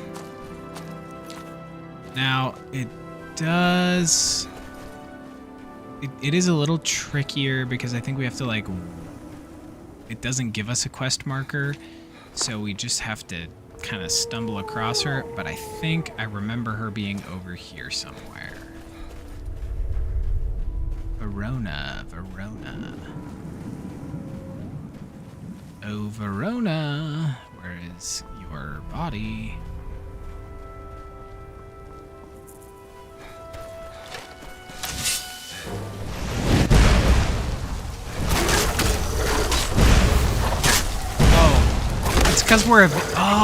It's because we're a vampire that we're so susceptible to fire and all that.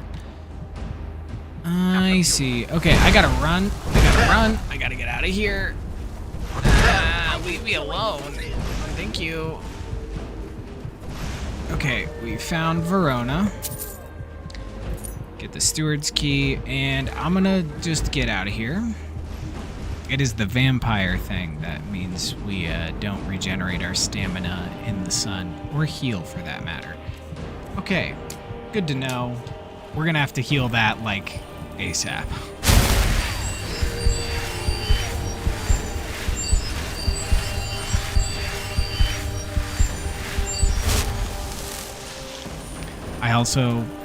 I'm sure I've said it before on this stream sometime, but I love the sprint when you have a spell in your hand. It's just kind of like a little fairy run, like a...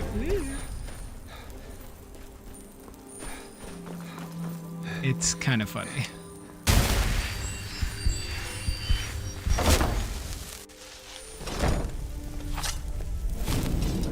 Loading up. Neloth. I almost fell off again. Hey. Have you found Verona yet? I could really use some tea. Verona is dead. Dead? Well, that's annoying. How did she die? It looks like an ash spawn attack. There are more and more of those things showing up around here lately. Around here? I suppose you'll have to find me a new steward. Try Raven Rock. Yep. They are in awe of me there. I'm sure almost anyone would be willing to serve me. Okay. What's in it for me? You can't just order me around. We'll just do this one. What kind of person should I look for? Excellent question. Once word gets out, there will be a lot of people to choose from. I'm sure you're such an Someone with a amicable brilliant person, mind my and a robust guy. physique that is blindly obedient would be ideal. Nice. Oh, and they need to know how to brew tea. Ulves always waters it down. Okay, thank you. Don't take too long finding me a steward. I won't. Trust me, it is in my best interest to do this as fast as possible, my dude. This is gonna end up taking up like half of the stream. Alright. To Raven Rock.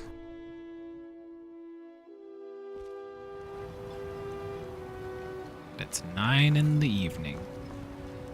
Okay, so if we speak with... Oh, wait. Shoot. Oh, okay, so we could have gotten a quest marker for her if we had spoken to the people in the apothecary or the kitchen, but everyone will refuse to accept, but Drovus Relvi at the Retching Net will accept. Alright, cool. Golden.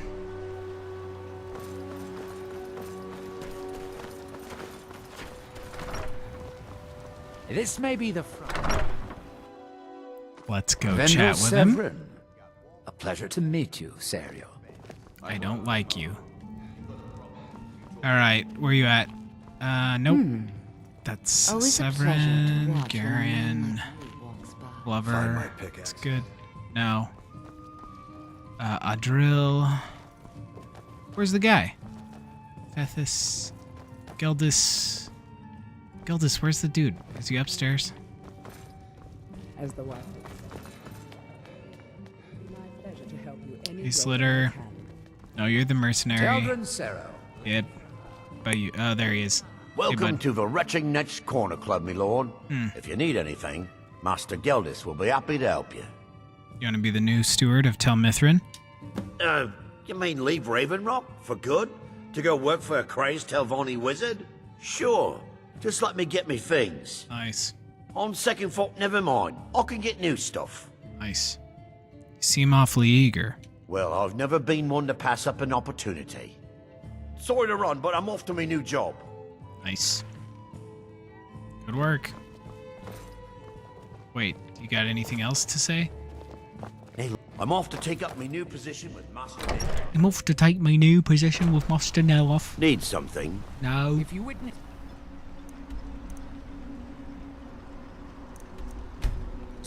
I saw some really funny memes about the Dark Elves that was like the Dark Elves in Morrowind being like this proud people of like you know, the worshipping their like mortal gods and stuff, and then by the time of Skyrim they're just like, oh, I'm gonna have me suit on, mate. Oh, we got the reclamations now. Oh, the Vivek is no longer all god. Neloth, let's talk. Back so soon? Found you a new steward. That Drovus man? Yeah. I suppose he'll do. He makes dreadful Canis root tea, though. Yeah, but I should be grateful. Here, take this for your efforts. Thank you, I've wasted so much time. And you may use my staff enchanter if you want. I appreciate it. Thank you. Get that out of here and let's frickin' use this thing. Alright. Staff of Sheogorath, let's go. There's so many different options. Droog staffs? It's crazy. Wait. Oh, there we go. Staff of Sheogorath. Sirda's Eye, Branch of the Tree of Shades, and a Heartstone, 2 Heartstones. Finally, we completed put a fork in it. What the frick, dude? Okay. Staff of Sheogorath in the left hand. Targets that fail to resist are paralyzed for 15 seconds. Cool, cool. Okay, we gotta feed on somebody too right now. Just for the whole vampirism thing. Thanks for putting your voice in the room. You already read that. Face of the Elves over time memes. Yes, very much. Very much, and it is a staff computer. Okay, let's do this. Now we go to Balance of Power. Over on Skyrim.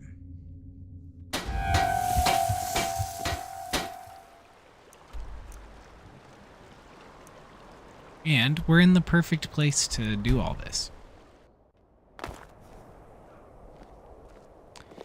Just need to grab our horse and get to riding. Rigmore? Let's giddy up on out of here. Pretty sure it's the one on the right, yeah. Yep.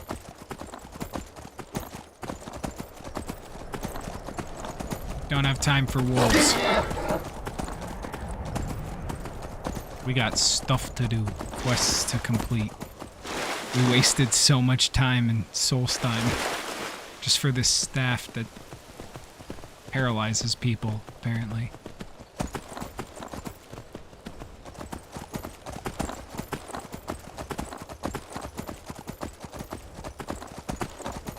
Alright.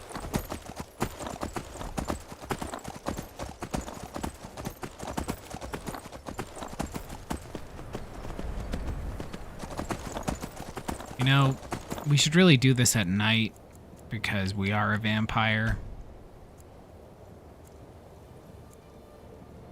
I didn't wait long enough.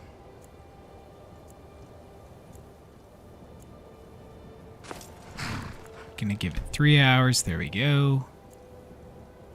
Perfect.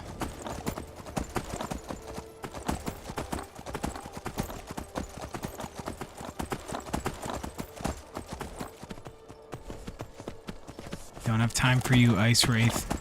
Actually, we might have to deal with it before we complete all this. That's fine. Okay, where's my weapon?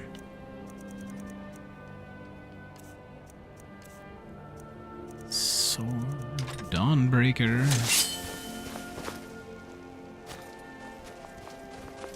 I don't want to deal with you. I will Yep.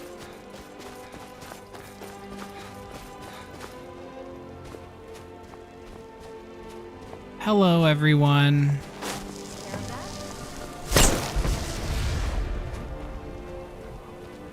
Nice. Wait, I can't attack them when they're paralyzed? Why?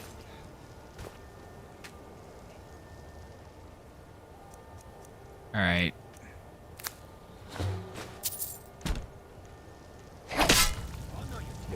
Come on!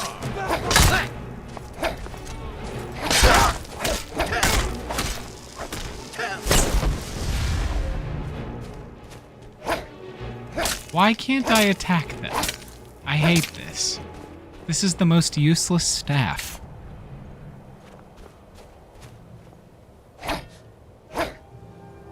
Oh, fine. Over here!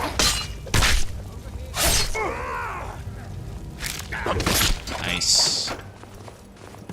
Alright. Let's kill some more of them.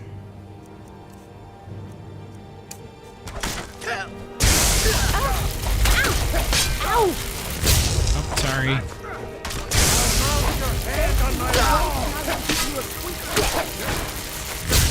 Wait, okay, fine. I am really not doing hot. I should maybe drop the difficulty, it turns out. Or put on better armor, but... Alright, well, this sucks.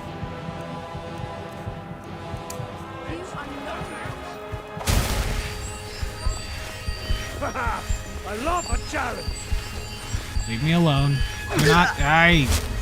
Oh, he got me. Dang it. And I didn't save. I'm gonna get got. Wow, I really didn't save. Oops. Well, shoot.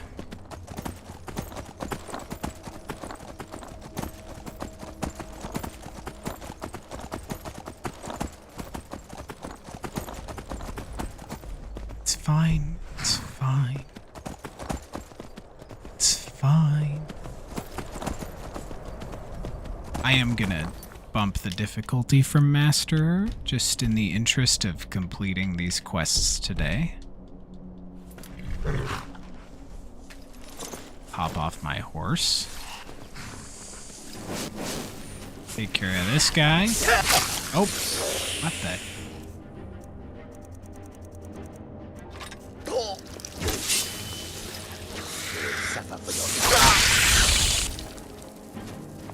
Man.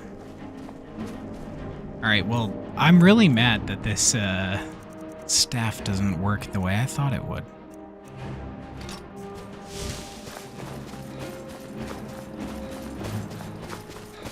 And we're just gonna have to get in here and wreck these folks. Never should have come here. Give up while you still got Okay. We gotta feed on some people or something. This is nuts. Blood-starved vampire, not a good call, turns out. Okay, really quick. I need to save, and I need to pee. So, I'm gonna pause and put on something that only comes out every, once in a blue moon, because I haven't really had to go to the bathroom on stream in a while. But, the old potty break screen. So, see you in 1 second.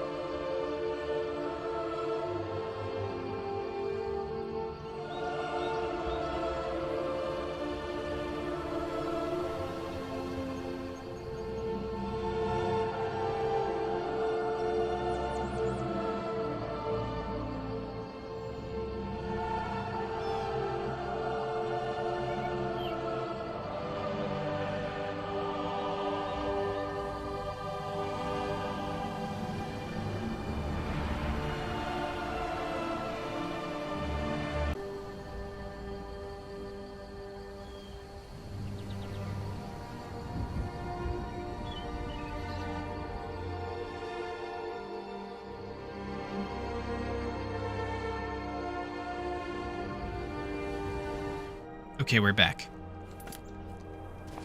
I need to feed on some people. But I would also like a closer place to fast travel, so we're gonna kill 2 birds with 1 stone. Head down to this mill and wait till nightfall, feed on some people, and then run up there. And I feel like that'll help us not die immediately. Anga's Mill. Give it 6 hours.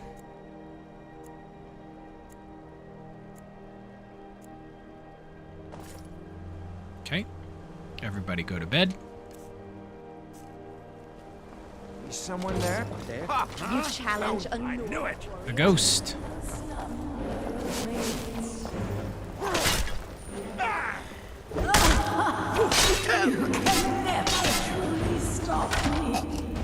Wow. Okay.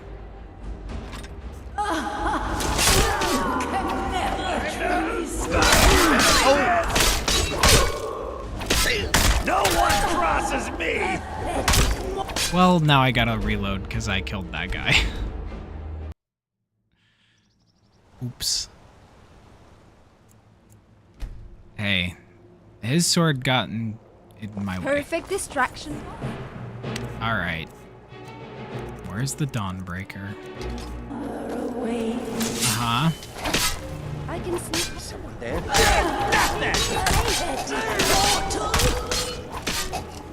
Okay, you guys are all in my way.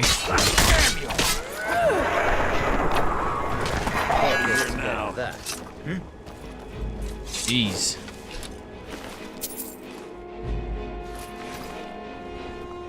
Alright. Well, we got it. Ari's house. Okay.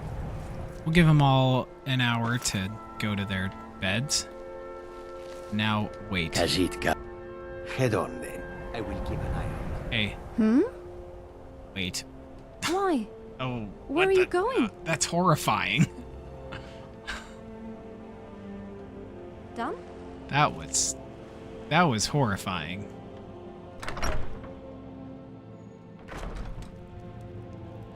I did not like clipping through her face. Oh, you're supposed to be asleep.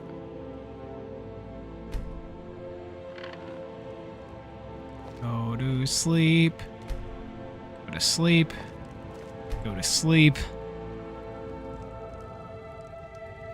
Don't stare at me like that.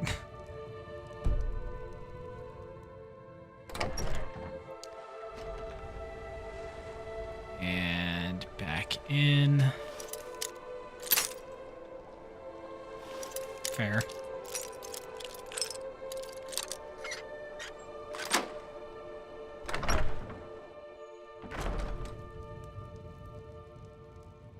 Okay.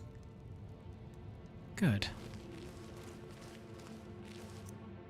Feed. Just right out of her leg. Thank you.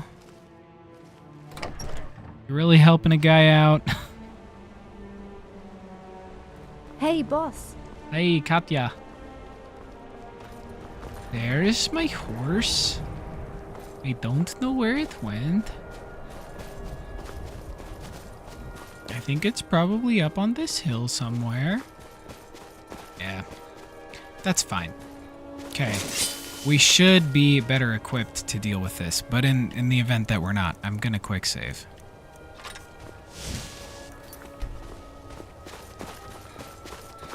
And I'll quick save again when we're closer. Turns out, being a vampire blows. Especially a blood-starved vampire.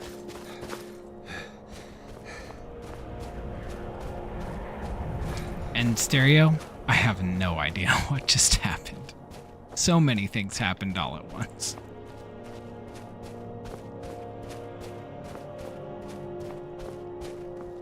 That was wild. Also, like that time I just killed that guy on accident. Hello, everyone. I'm gonna kill you all.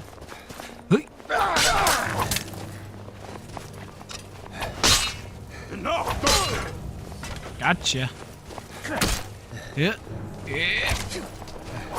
Just a scratch. Okay.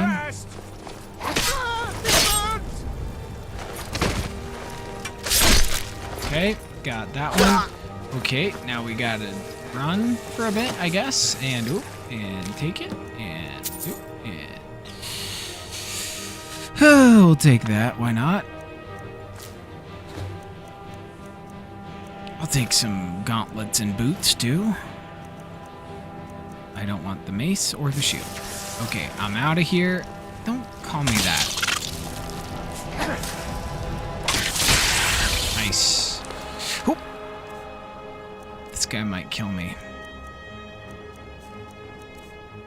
Do we got any? Oh, we got food. We'll just go nutty on some boiled cream treats and bread and cheese and a meal and some honey nut treats and a mammoth stout and a meat pie. Okay. And good enough. Victory! Uh-huh. Or what?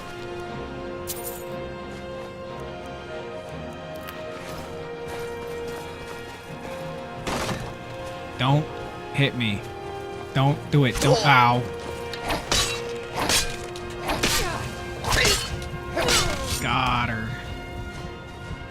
Okay, anybody else? No. I think we're good. Yeah, we're not doing so hot. This character needs some help. We are perhaps a smidge unbalanced.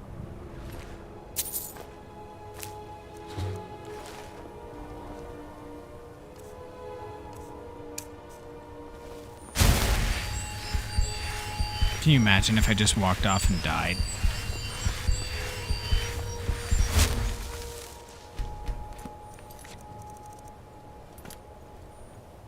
All right, let's go.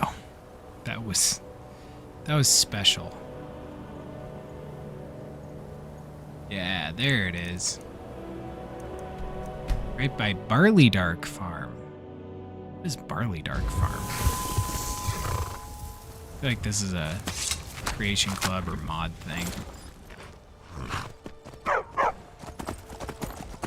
Pardon, just gotta yell at these bandits. Should we break out Ruin's Edge?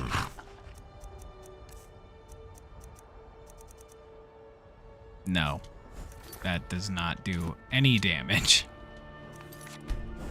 Because we are not an archer build.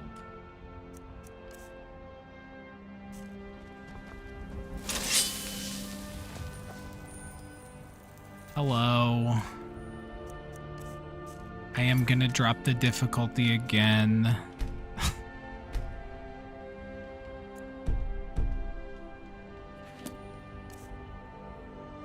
Alright. Let's do... We've got some room on these guys, so we're gonna do some elemental blasts.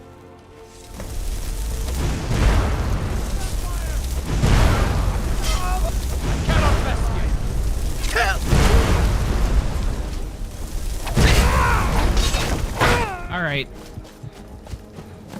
Gotta go.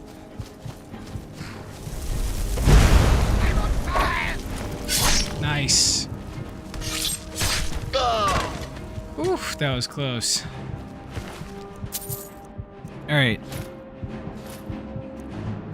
I am going to go back to my restoration. That arrow almost got me.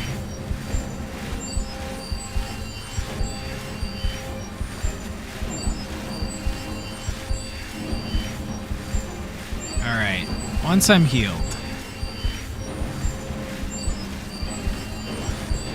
And we're Gucci. I'm going to see if I can hit them with a blast. Nope, don't have enough magicka. Do I have any potions of magic? Nope. Alright, fine. I'm not risking this. Ow.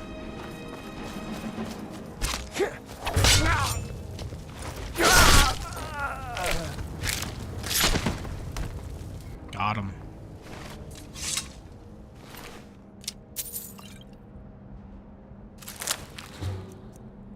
All right. That's good.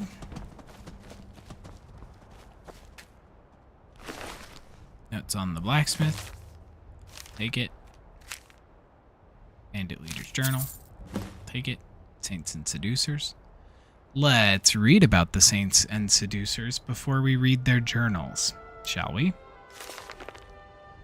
Saints and Seducers by Andoche Marie. Author's note: this volume attempts to catalog and analyze unknown, suspected, and rumored facts about the two races that serve to maintain order within the Shivering Isles. It is by no means intended to serve as the authoritative work on the matter, rather it is a personal effort on the part of the author to better understand these unique creatures. In the service of the Lord. It is beyond the scope of this work to determine the origins of the Golden Saints and Dark Seducers. They are Daedra, and as such, their base existence is a mystery to those mortal born. The commonly held belief that all Daedra are incapable of creation suggests that even Lord Sheogorath himself is not responsible for the genesis of these races. Yet, it is worth noting that the Prince of Madness has motives and powers that none may guess. To attempt to do so would only confuse the subject further. It is enough, then, to see that they exist and know that it is so. Beyond this knowledge, however, it is curious that the Saints and Seducers serve Lord Sheogorath unerringly. This allegiance is ultimate and eternal from all indications, but its source is unknown. Could it be that they themselves were tricked into service by the mad god? Or do they simply ally themselves with the greatest power in the realm? Previous literary works suggest that Daedra choose to serve their masters so they might find protection and safe harbor. Clearly, the Saints and Seducers have this in the Shivering Isles. Indeed, they have fortresses which few not of their race are allowed to enter. They have power in the realm, acting as guardians of those who serve Lord Sheogorath. Constantly they vie for the favor of our Lord, fighting any who oppose him and, at times, even each other. It is reasonable to assume, then, that they have made a willing choice to take up their role in the Isles. Character and society. The immediate image called to mind when hearing the name Golden Saint suggests an angelic figure, elegant and benevolent. It is ironic, then, that while the Golden Saints embody this image and form, their behavior is in stark contrast to it. The Saints are a proud, arrogant race, quick to anger and cruel in their punishment. There is no question that they view all in the Isles as inferior, and make no effort to hide this in their interactions. Dark Seducers also exhibit little beyond their appearance to match their names. While they too assert their superiority over all others in the realm, they appear to have a more patient, introspective nature about them. They often appear humble in their dealings with mortals and are known to be patient with the lesser races. In fact, the term Golden Saint and Dark Seducer are external constructs. In fact, the terms Golden Saint and Dark Seducer are external constructs. While the two groups recognize and respond to these names, they have their own names for their races, the Oriel and Mazken, respectively. It is possible the Daedra simply have no concern for the names and titles given to them by lesser beings, or perhaps they find amusement in the names. Further research into this subject is necessary but daunting, as the Saints and Seducers do not freely offer personal information about themselves. Other information can be gathered from observation. It is easy to see that the two groups are strongly militaristic in their societal structure. One's strength and discipline determines one's place in society. Military commanders, for example, are revered by their subordinates. With further observation, a second distinction becomes apparent. Both societies are matriarchal in nature. Females lead the guards within New Sheoth and have the highest positions of power. Males, while not openly denigrated, are clearly subservient to their female superiors. It is unclear whether this practice or where this practice began, but has been wholly integrated into the daily lives of both races. Conflict and conquest. Any resident of the Shivering Isles can confirm that it is unwise to provoke the Golden Saints and Dark Seducers. They thrive on conflict and warfare, and are quick to punish any and all who disobey. Acting in their capacity as guardians of the realm does not satisfy them, however, and so they often engage in combat with one another, despite being garrisoned in areas where they are unlikely to interact. It is possible that this is more than an outlet for aggressive behavior. Repeated engagements between the two races may be an effort to gain favor with Lord Sheogorath. If one can triumph over the other, it would prove superiority and a right to gain sole control over the realm. The battle for Scylarn is of particular interest, as both sides have been locked in combat with no hope of resolution for time beyond memory. Does this combat serve to sharpen the skills of the two sides, or weaken them when they could be directed elsewhere? If the conflict cannot be resolved, why then does Lord Sheogorath not step in and settle it himself? Religion and ceremony. Little is known about the private customs of the Golden Saints and Dark Seducers. They are reclusive when it comes to matters specific to their race, particularly regarding the mysterious process by which they return to the realm in the unlikely event of their death. It is common knowledge that the Golden Saints and Dark Seducers, as Daedra, cannot be killed. The animus of the Daedra is cast back into the darkness of Oblivion and can return to the realm to take form once more. But reports of the time it takes for a Daedra to return to the realm from the waters of Oblivion are anecdotal and inconclusive. The process by which this return occurs remains shrouded in mystery. Based on behavior patterns and strength of numbers, it can be deduced that this stronghold for each race plays some major part in this process. Common phrases in the language, such as, "May the chimes call you home," suggest that rather than merely a metaphor, sound may play some role in the sequence of events. It is believed that the chimes referenced by saints and seducers do indeed exist and are considered almost holy relics. Attempts to gain information about these chimes or the process by which they are used has been met with exceptional hostility and so have been abandoned. Any and all information regarding the Golden Saints and Dark Seducers, particularly relating to private customs and origins, should be brought to the attention of the author immediately. The greater the scope of our knowledge, the better our ability to understand these compelling creatures. Wow, that was a lot. And also, I have this game like keyed, or not keyed, but lit very nicely in in the stream settings, but like on my screen, books are so bright. Like I can hardly see the words. Like, it's wild. That was, yeah, thank you. That was a long one. Holy cow. Also, I'm gonna go grab my water, because I would like, I'm parched and I don't think that beer or wine is going to help with that. So I'm gonna grab some water and we're gonna read these other books. Although, honestly, we might just, jump through them. I don't know. Where is the Golden Saint book? We'll do the Seducers first. First, I'm gonna go get water. Be right back. I'm gonna put the transition screen on too real quick. It's just gonna be like 5 seconds, but see you in a sec.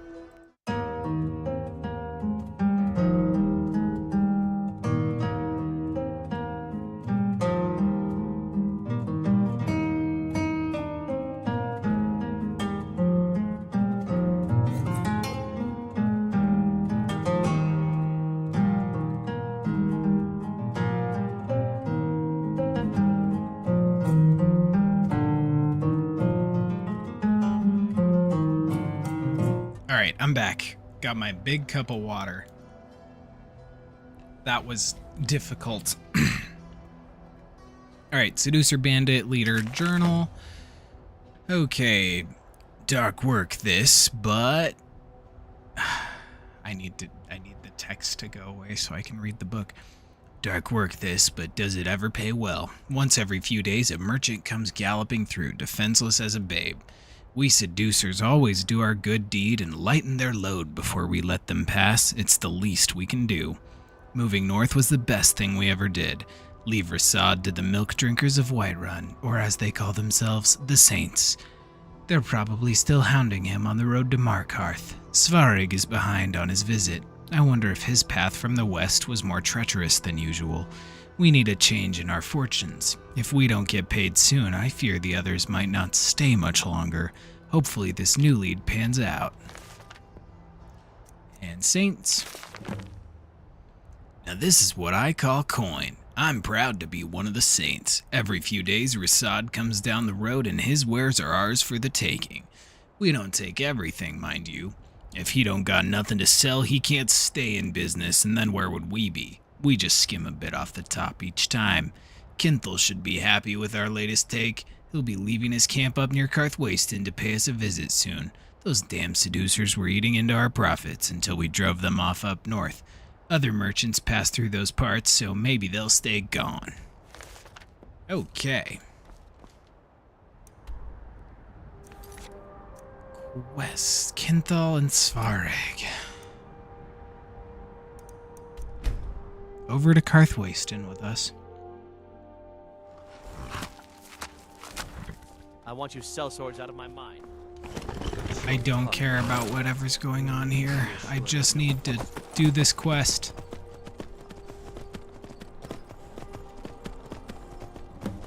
Hello.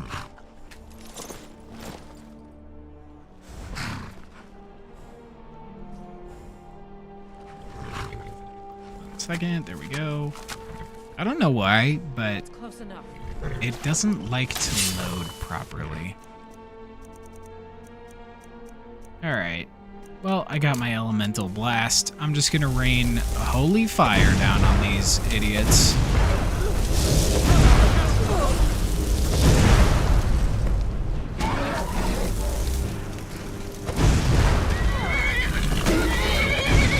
This is the end for you.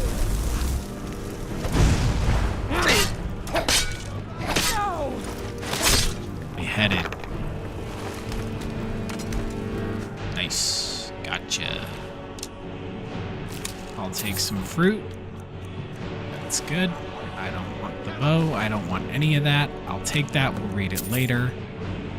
I'll take the scrolls. Thank you. I'll take some void essence. Thank you. Gotcha, idiot. Alright. Holy cow. Ooh, some more scrolls. Don't mind if I do. Don't care about the war axe. Alright. Well, we'll read their book.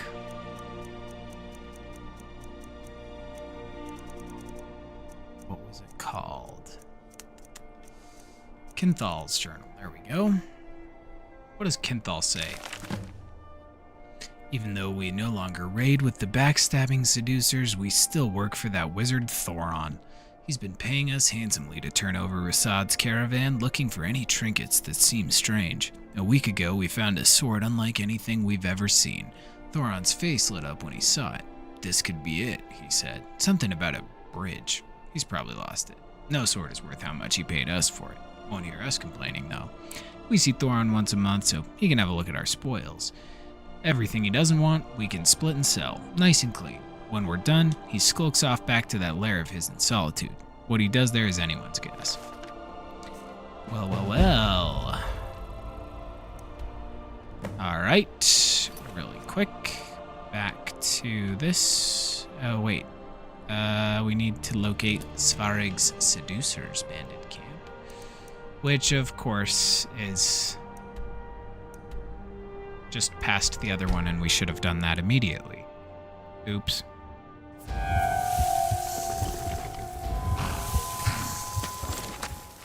Yeah, I hate being a vampire. This sucks, and I'm gonna quit. Oh, hey, you guys are still here. I miss you. Glad we came back this way. Always You're ready to go. Follow me. Excellent. Thank you. You have a look. Thanks. Follow me. Uh-huh. Yes, boss. Yes, boss. Alright, let's frickin' go. This stream has been a wild one. We've done a lot of stuff that we're not tied to it, and I should have probably done Neloth's quests before stream, so we could just do the staff and move on. Because if we did that, we would be, like, done. Oh well. Guess what, troll? Don't care.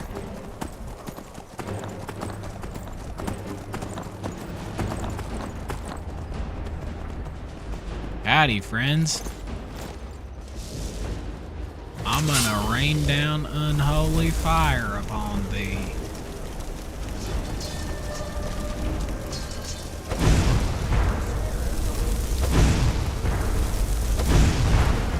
Got your back.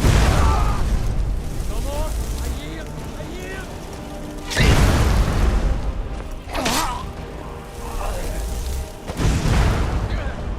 What?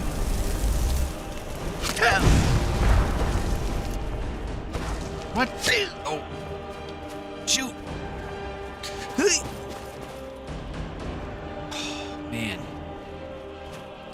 Well, we're kind of out of luck here, huh?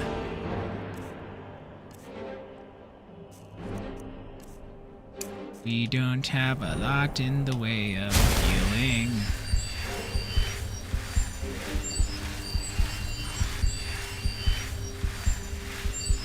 Alright, we can do this. We can do this. I do remember this next quest being difficult, so not exactly looking forward to it.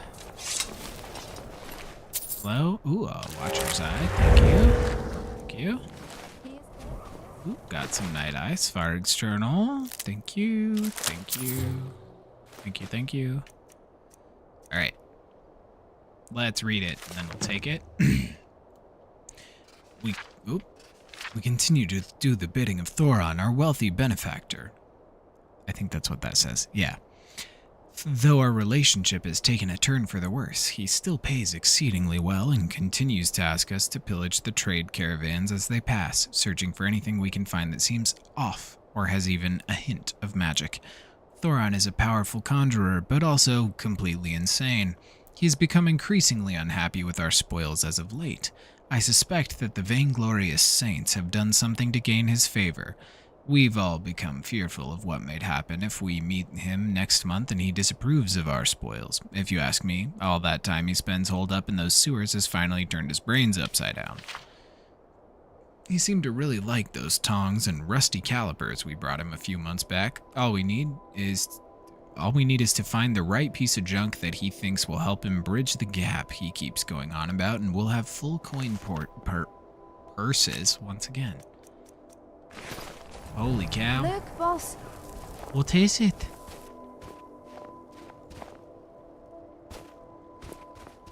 I don't see anything. Also, everything's really bright because I have Night Eye in the middle of the day. I will take the Dark Seducer stuff. Thank you. Thank you. Okay, and we're just gonna move on. Return to Rasad. Let's figure out where that cool cat is. All the way out here. Of course he is.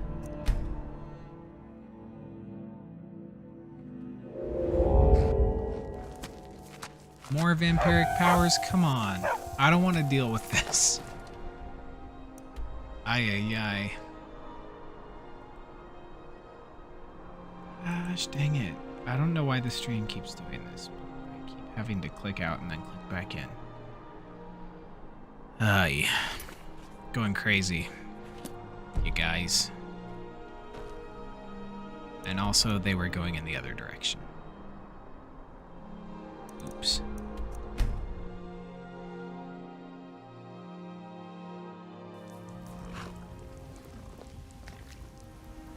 Perfect. Rasad, what's good?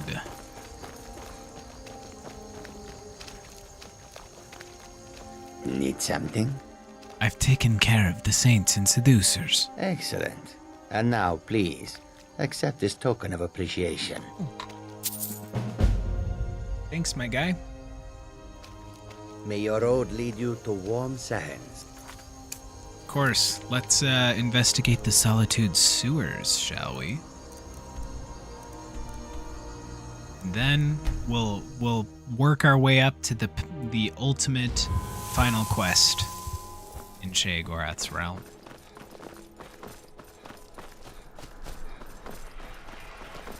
All right. To the Solitude sewers.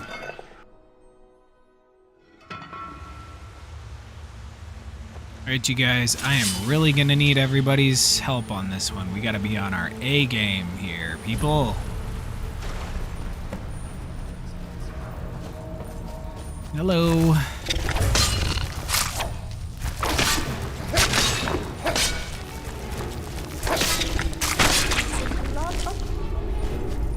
The blood of Talos flows through my veins. Alright, I am just gonna dual wield. I think. We're gonna go right.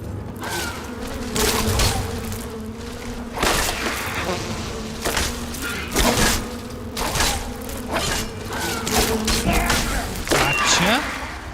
Thank you. Alright, next time we also need to heal, remind me You made a big mistake.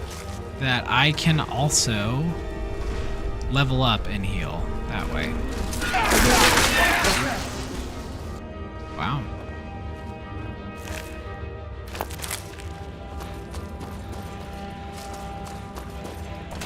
The Solitude sewers are nasty.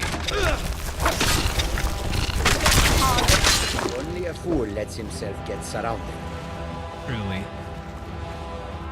Oh, we also didn't let the Elytra nymph go that we could have. Technically, we could have gone. I think there was one in a cage at the Golden Seducers camp. The blood flows through my veins. It flows through your veins, eh?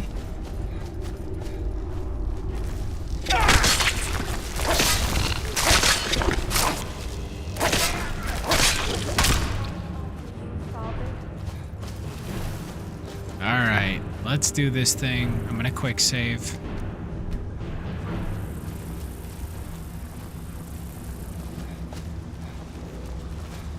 Hey there, buddy.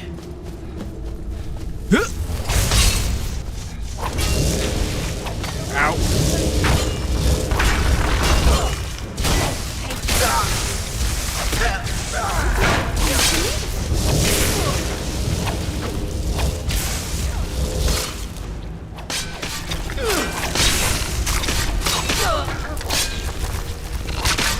Got him. There we go. All right, thank you very much.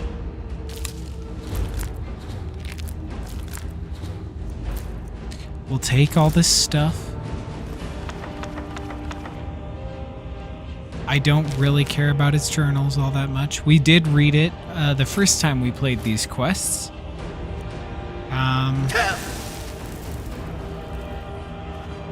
The Sword of Jyggalag. Thank you. Wouldn't walk so close to the others, boss. What? I'm carrying too much. Of course I am. It's because I got a bunch of boots and stuff. Let's see. I don't want those gloves. And I don't want those boots. But I think we could get away with the rest. Hey. Wasn't paying attention. What? Need to trade a few Got things. anything good, boss? Yeah. I got some cool stuff for you. Here you go. You may have these boots, and you may have... Let's see... those gauntlets. And you're not gonna put them on. Okay. Huh. Interesting. Interesting. Ow. No Why am I match for getting us. hurt? Oh. Spriggan. Hi. Thank you. Yes. Don't step. Truly. Alright, let's leave this godforsaken place. Actually, I feel like part of its problem is that the gods didn't forsake it, and that it's you know, Sheogorath's delight. Gross. It'll all be over soon, little skeever. It'll all be over soon, little skeever. See, I do like... Spar later. Sure. I do like followers that, you know, talk to or about the things that you're interacting with. That's kind of cool. What else can Did you you want take? some new armor, maybe? Like yours? I gave you so much. Are you kidding? Okay, I'm gonna give her...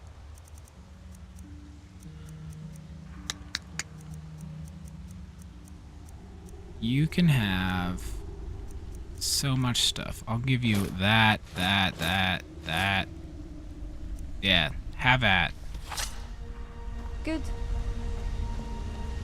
Somehow that didn't weigh as much as I thought it would.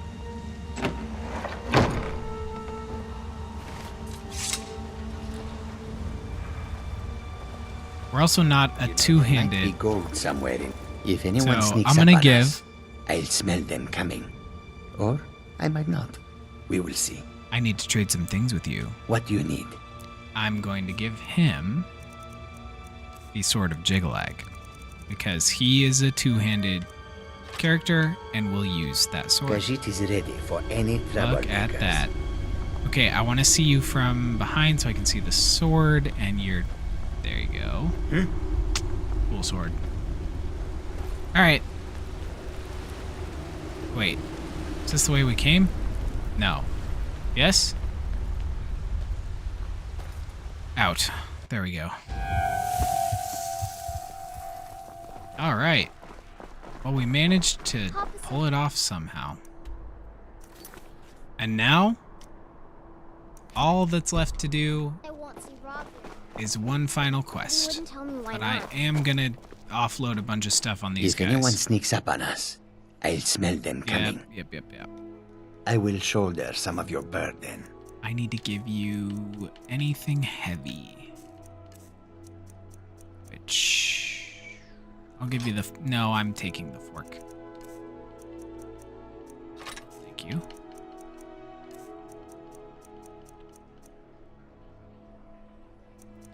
Alright, I'll give you that. Really don't need that.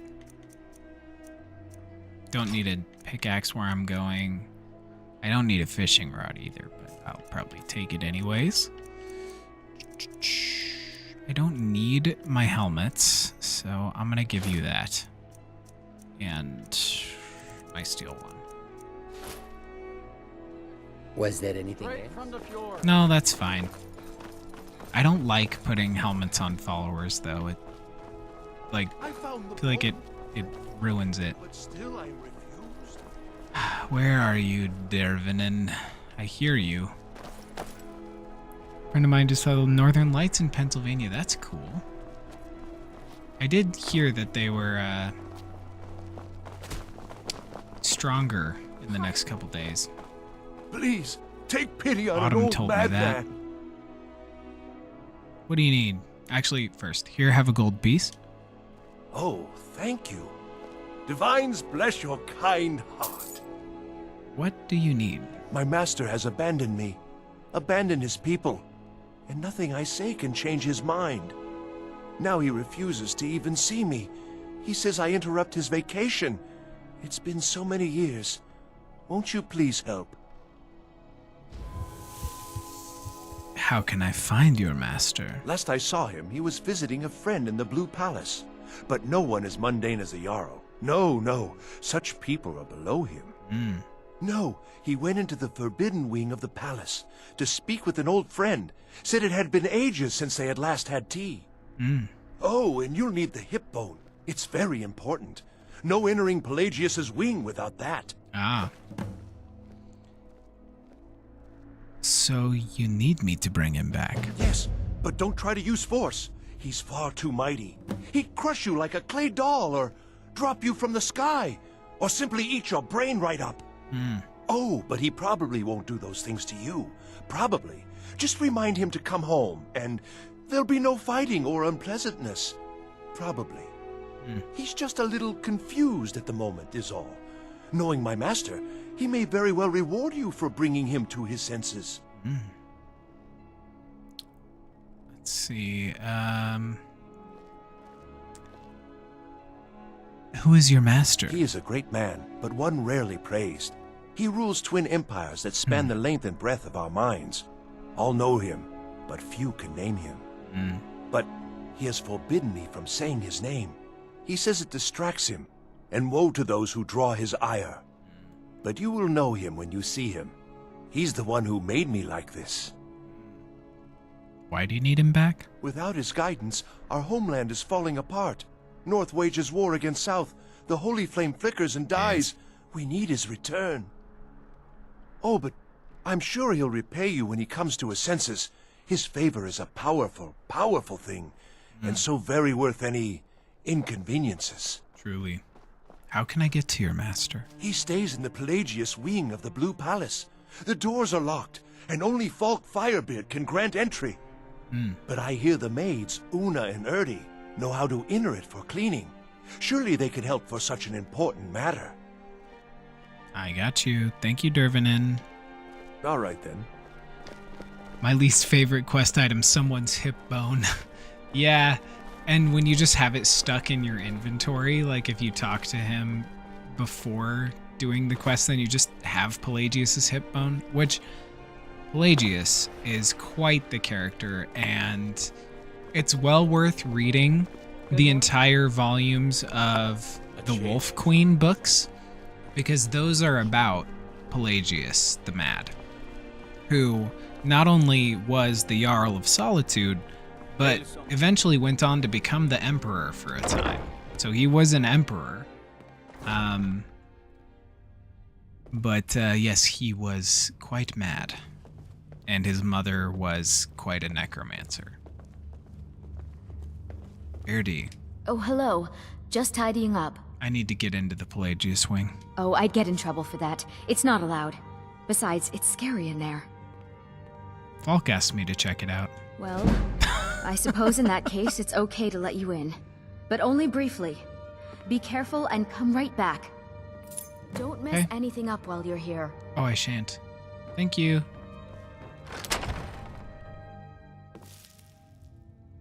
Alright, and we're in. Now all we gotta do is, and actually I'm gonna have that staff out. I do want Sheogorath's staff in hand. Take that, object.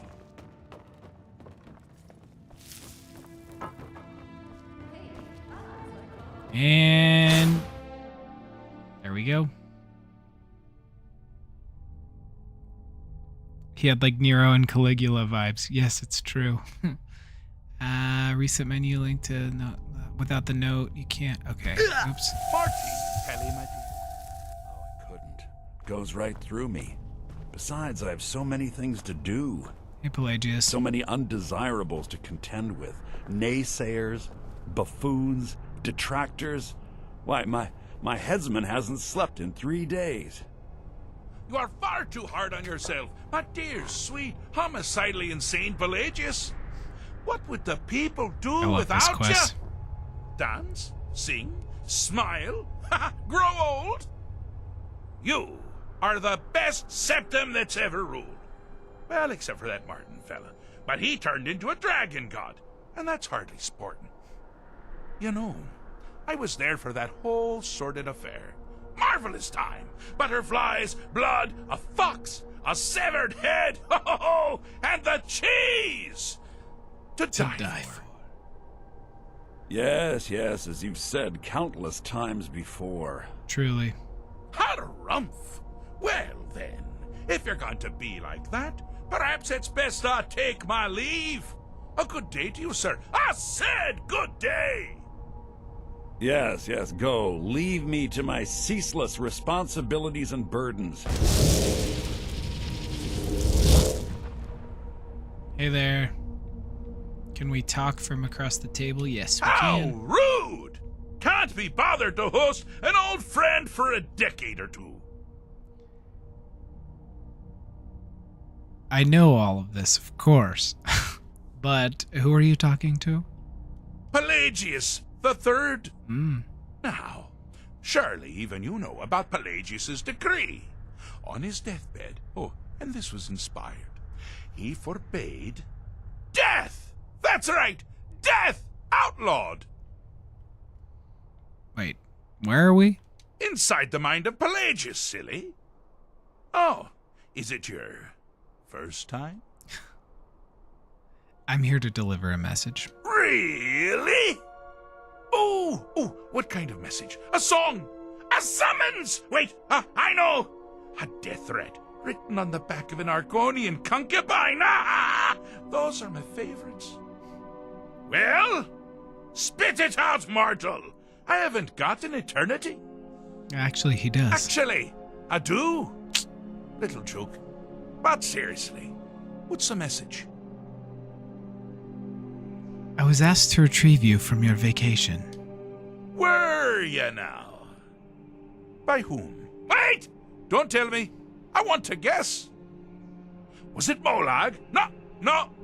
Little Tim, the Toymaker's son, huh?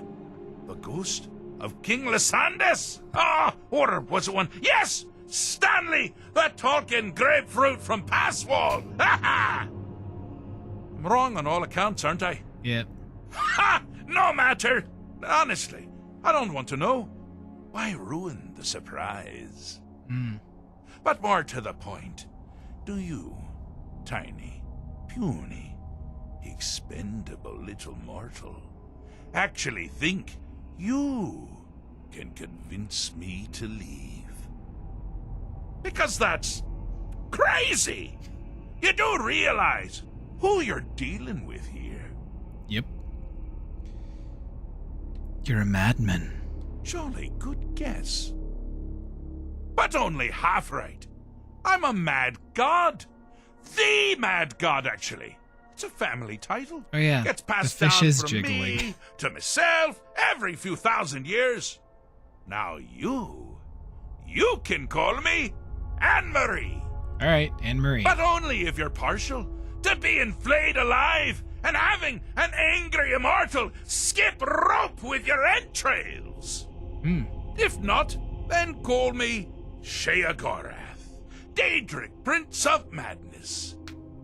Charmed. Which one of the stories about Sheogorath is that he invented music by ripping a woman apart after she said something to the effect of like, oh, the birds have such beautiful songs. And he was like, yep, I wish people could make those kinds of noises. So he rips a woman apart and makes instruments out of her entrails. He's a terrible person. But also very fascinating. So does that mean you'll leave or not? Now that's the real question, isn't it? Because honestly, how much time off could a demented Daedra really need? So, here's what I'm going to do. I'm going to leave. That's right. I'm done. Holiday complete. Time to return to the humdrum day-to-day. On one condition. You have to find the way out first. Well, good luck with that. Got you. Simple. Is it? Care to take a look around? This is not, I dare say, the Solitude Botanical Gardens. Have you any idea where you are? Where you truly are? The mind of Pelagius III. To the deceptively verdant mind of the Emperor Pelagius III. That's right! You're in the head of a dead, homicidally insane monarch! Now, I know what you're thinking. Can I still rely on my swords and spells and sneaking and all that nonsense? Sure. Or you could use the Wabbajack! Huh? Didn't see that coming, did you? No, sure didn't. Time to use the Wabbajack to escape from Pelagius's mind. So, Sheogorath, I'm gonna take Pelagius's seat here and hopefully continue our conversation over this stuff. Nope, that's not gonna work. I'm gonna try to do it again from here. It might not work if he's not standing up. Yeah, I'm not gonna be able to have a seated conversation with him. It's fine. So, old Uncle Sheo. Do you mind? I'm busy doing the fish stick. It's a very delicate state of mind. I think it stopped jiggling. Do you mind? I'm busy doing the fish stick. It's a very delicate state of mind. All right, later, pal. What happens if you use it on him?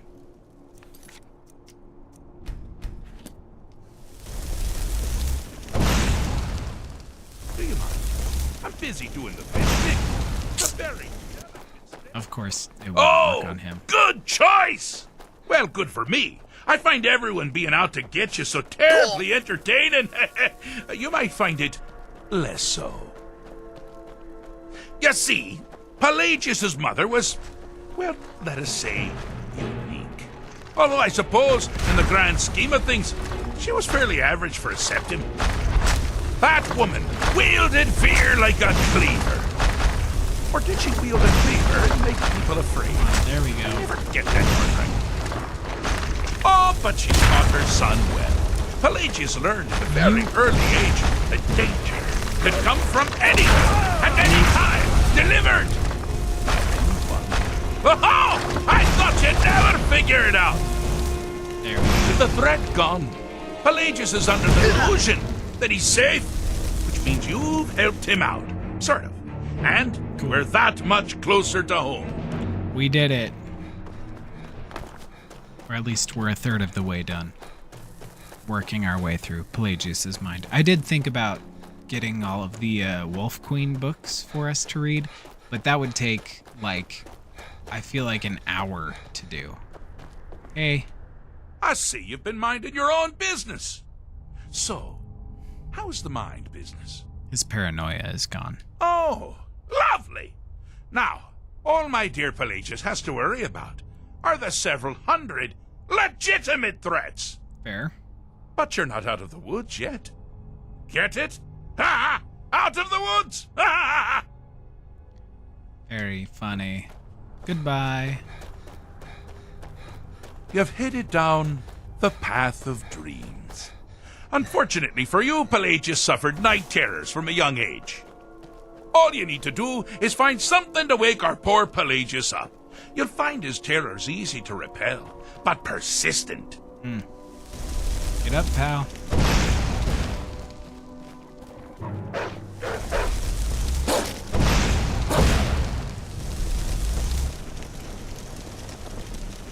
Get up, pal.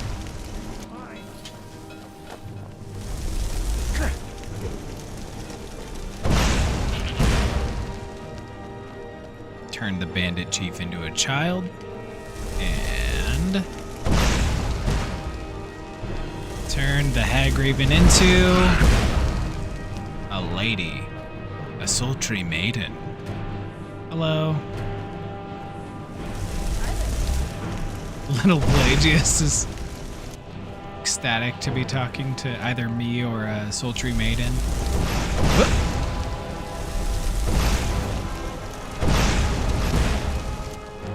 And it just disappeared. Alright. Ooh, I'm gonna feed on Pelagius the Tormented. Nice. Nice. I'm feeding on the tormented aspect of a dead emperor's psyche? That's crazy. Hey, it's me, Kid Pelagius. How you doing? Yeah, invincible child, truly. Also, I can just repeatedly feed on him? Wow. Cool. Alright, well, let's talk. Nope, can't do that. Alright. Anything else?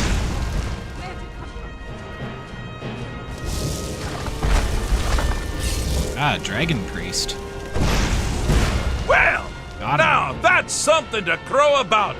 With Pelagius up and about, you're moving right along. Hey, buddy. We'll both be home in no time. Huh? Huh? Wow. Well, best human blood we ever had is the blood from a dead guy. Part of his mind. Wild. Ah! Now this is a sad path. Pelagius hated and feared many things. Assassins, wild dogs, the undead, pumpernickel. But the deepest, keenest hatred was for himself. The attacks he makes on himself can be seen here fully. They're always carried out on the weakest part of his fragile self. The self-loathing enhances Pelagius's anger. But it will shrink with every hit. You must bring the two into balance. There we go. Time to end this little game. Nope, missed. You're tiny little guys.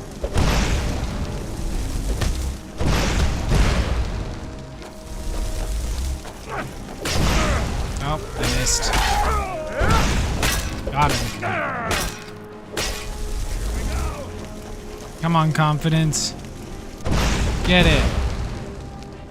You're as good as dead. You can do it. Finish this!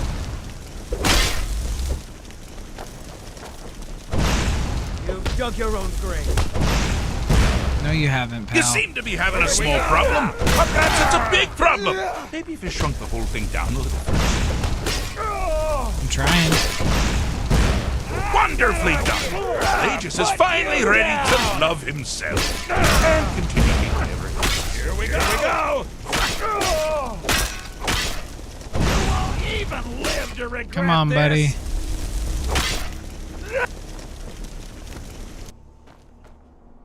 You're very big now. Got something to say? No, I think we're done, though. I'm all ears. I think we did it. Okay, goodbye, Pelagius III's confidence.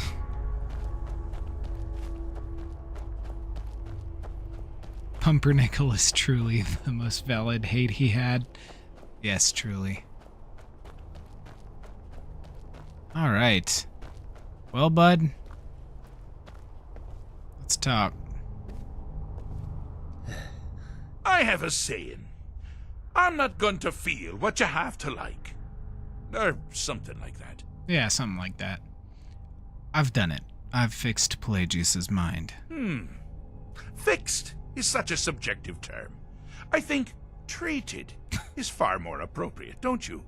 Like one does to a rash or an arrow in the face.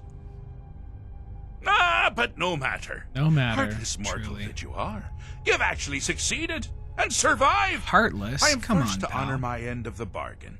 So, congratulations. You're free to go. I have been known to change my mind. So, go. Really. Thank you. All right.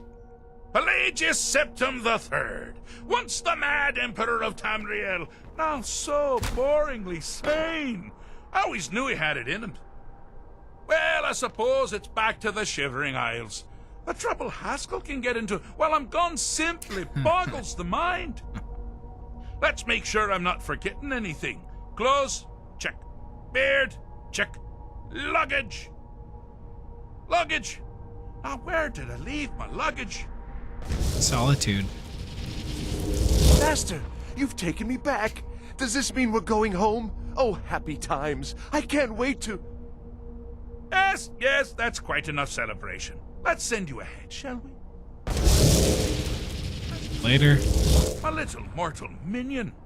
Feel free to keep the Wabbajack as a symbol of my... just take the damn thing. And I have all your other stuff, take care too. of yourself now. And if you ever find yourself up in New Sheo, do look me up. We can share a strawberry tart. Ha ha! Ta-ta! Ta-ta. We'll see you later.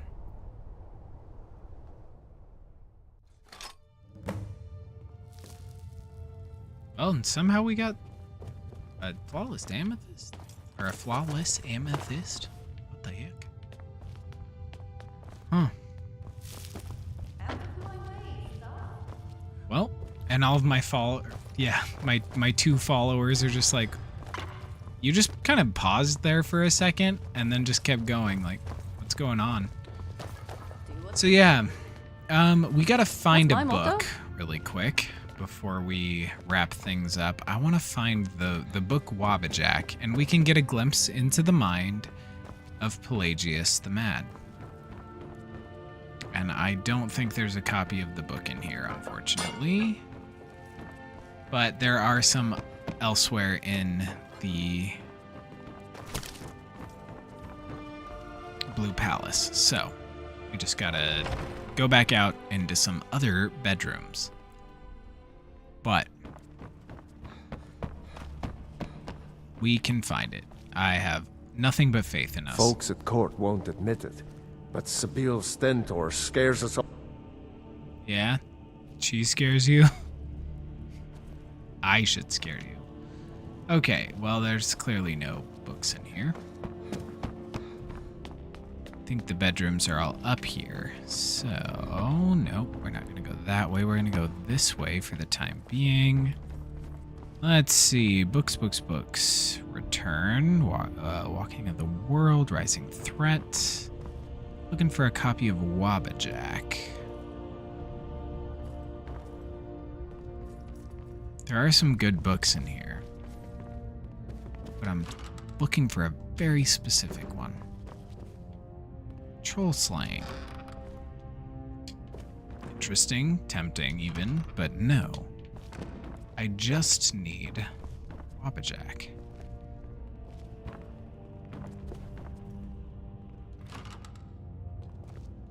Wait, I didn't read that. Nope, it's all clothes and gold. Nope. Okay, books. Blackbriar Mead. Whoa, you guys are... Stop. stocking up some Blackbriar? That's crazy. Haunting Brew's way closer. Lost Legend. Nope. Okay, not that room.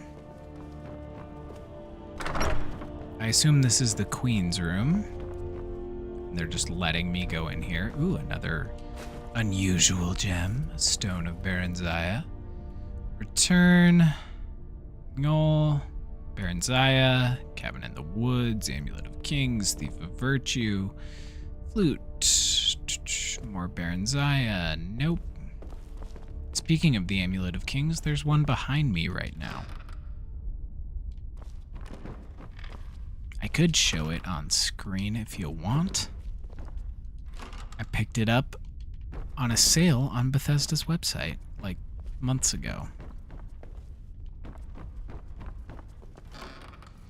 Alright, I know that there's a copy of it in here.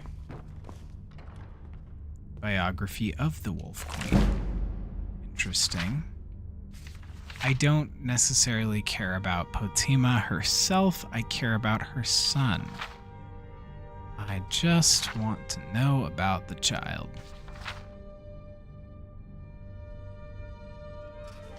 Jumping ahead, Pelagius III is what we're looking for. Nope. Okay, see, this is why it's such a long series of books. Her son, the lusty Argonian maid. Yeah. Alright. What the heck? Where is this copy of Wabbajack? You have one? No. Cats of Skyrim. We are one of those. Talos. Rising Threat. Baranzaya. Nords Arise. Camel'say. Morrowind. Well, I know there's a book. Woodcutter's Wife. No. Let's check the other side. Oh, we already checked in here. Oh, what about up here? Scourge of the Grey Quarter, Darkest Darkness, Baranzaya. Don't mind my foot, boss. Septim, more Wolf Queen, Fall from Glory, History of the Empire. Where's... We just need the Wabbajack. Okay, is there any bedrooms on this side to consider? Nope. Guess that makes sense. The Pelagius wing is huge.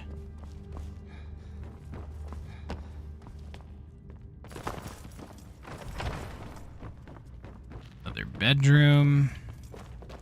Nope, those are wardrobes. Okay, so where's this book? The wiki said there'd be a book. Woodcutters was a W, so I might be in the right section. You are right. But I'm also not so sure that they were in alphabetical order. Okay, that was back in the kitchen. What the frick? Hey, I just need a copy of the book Wabbajack. That's all. Huh.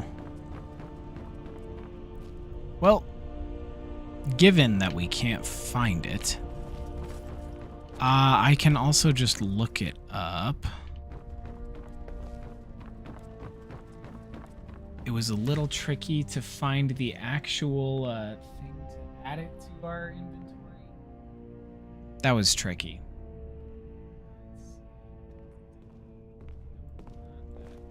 There we go. The website says Blue Palace Solitude on a table in one of the bedrooms. So back to the bedroom. I guess we'll double check all the tables, but I also feel like it might be they might be lying to us. Nords Arise. Oh, found it. Wabbajack. All right. Let's have a seat. Wow, we walked past it. That's crazy. Read Wabbajack. Wabbajack. Oops. I stole it. I meant to turn the page. Books. Wabbajack. Wabbajack. Little boys shouldn't summon up the forces of eternal darkness unless they have an adult supervising. I know. But on that sunny night on the 5th of First Seed, I didn't want an adult. I wanted Hermaeus Mora, the Daedra of knowledge, learning, gums, and varnishes. You see, I was told by a beautiful, large-breasted man who lived under the library in my hometown that the 5th of First Seed was Hermaeus Mora's night. And if I wanted the Ogma Infinium, the Book of Knowledge, I had to summon him. When you're the new King of Solitude, every bit of knowledge helps. Normally, you'd need a Witch's Coven or a Mage's Guild, or at least matching pillowcase and sheets to invoke a Prince of Oblivion. The man under the library showed me how to do it myself. He told me to wait until the storm was at its height before shaving the cat. I've forgotten the rest of the ceremony. It doesn't matter. Someone appeared who I thought was Hermaeus Mora. The only thing that made me somewhat suspicious was Hermaeus Mora, from what I read, was a big, blobby, multi-eyed clawed monstrosity, and this guy looked like a waistcoated banker. Also, he kept calling himself Sheogorath, not Hermaeus Mora. Still, I was so happy to have successfully summoned Hermaeus Mora, these inconsistencies did not bother me. He had me do some things that didn't make any sense to me beyond the mortal scope, breadth, and ken, I suppose. And then his servant happily gave me something he called the Wabbajack. Wabbajack. Wabbajack. Wabbajack. Wabbajack, Wabbajack, Wabbajack, Wabbajack, Wabbajack, Wabbajack. Maybe the Wabbajack is the Book of Knowledge. Maybe I'm smarter because I know cats can be bats, can be rats, can be hats, can be gnats, can be that's, can be thises. And that doors can be bores, can be snores, can be floors, can be roars, can be spores, can be yours, can be mine. I must be smart, for the interconnective system is very clear to me. Then why, or wherefore, do people keep calling me mad? Wabbajack, Wabbajack, Wabbajack. The end. That's the Wabbajack book.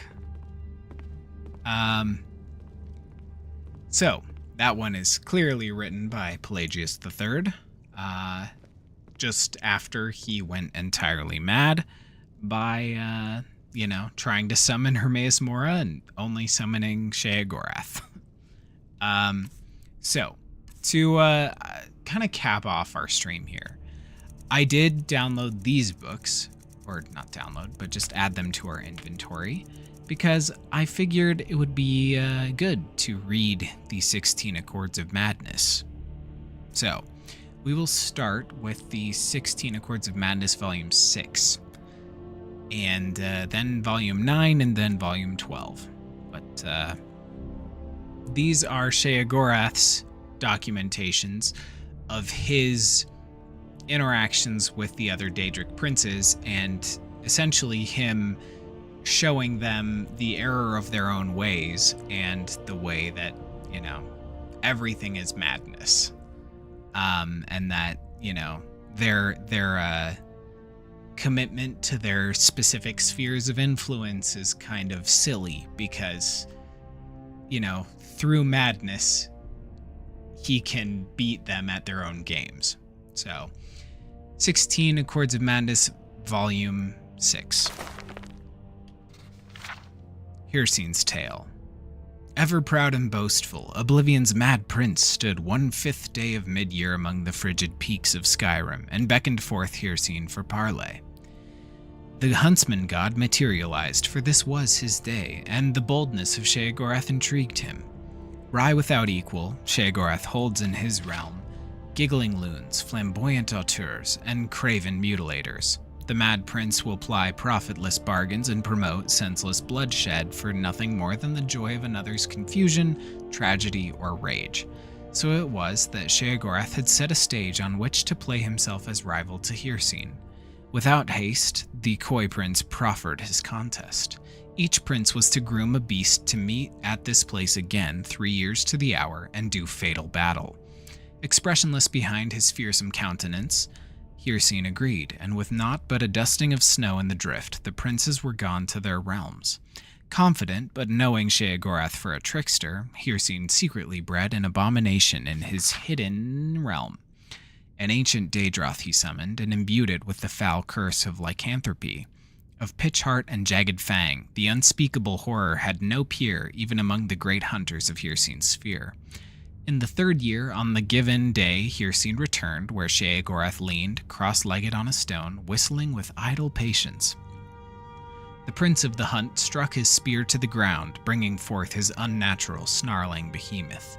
Doffing his cap, sly as ever, Sheogorath stood and stepped aside to reveal a tiny, colorful bird perched atop the stone. Demurely, it chirped in the bristling gusts, scarcely audible. In a twisted, springing heap, the Daedroth was upon the stone, leaving only rubble where the boulder had been. Thinking itself victorious, the monster's bloodied maw curled into a mock grin, when a subdued song drifted in the crisp air. The tiny bird lightly hopped along the snout of the furious Daedroth. Sheogorath looked on, quietly mirthful, as the diminutive creature picked at a bit of detritus caught in the scales betwixt the fiery eyes of the larger beast. With howling fury, the were-thing blinded itself, trying to pluck away the nuisance. And so it continued for hours, Hircine looking on in shame while his finest beast gradually destroyed itself in pursuit of the seemingly oblivious bird, all the while chirping a mournful tune to the lonesome range. Livid but beaten, Hircine burned the ragged corpse and withdrew to his realm, swearing in forgotten tongues. His curses still hang in those peaks, and no wayfarer tarries for fear of his wrathful aspect in those obscured heights. Turning on his heel, Sheogorath beckoned the minuscule songbird to perch atop his shoulder and strolled down the mountain, making for the warm breezes and vibrant sunsets of the Abyssian coast, whistling in tune with the tiniest champion in Tamriel.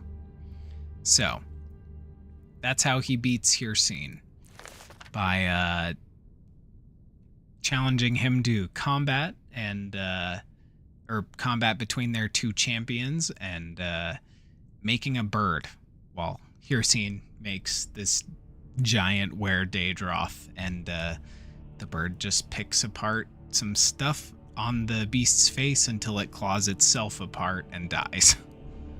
Then the 16th Accords of Madness, Volume 9.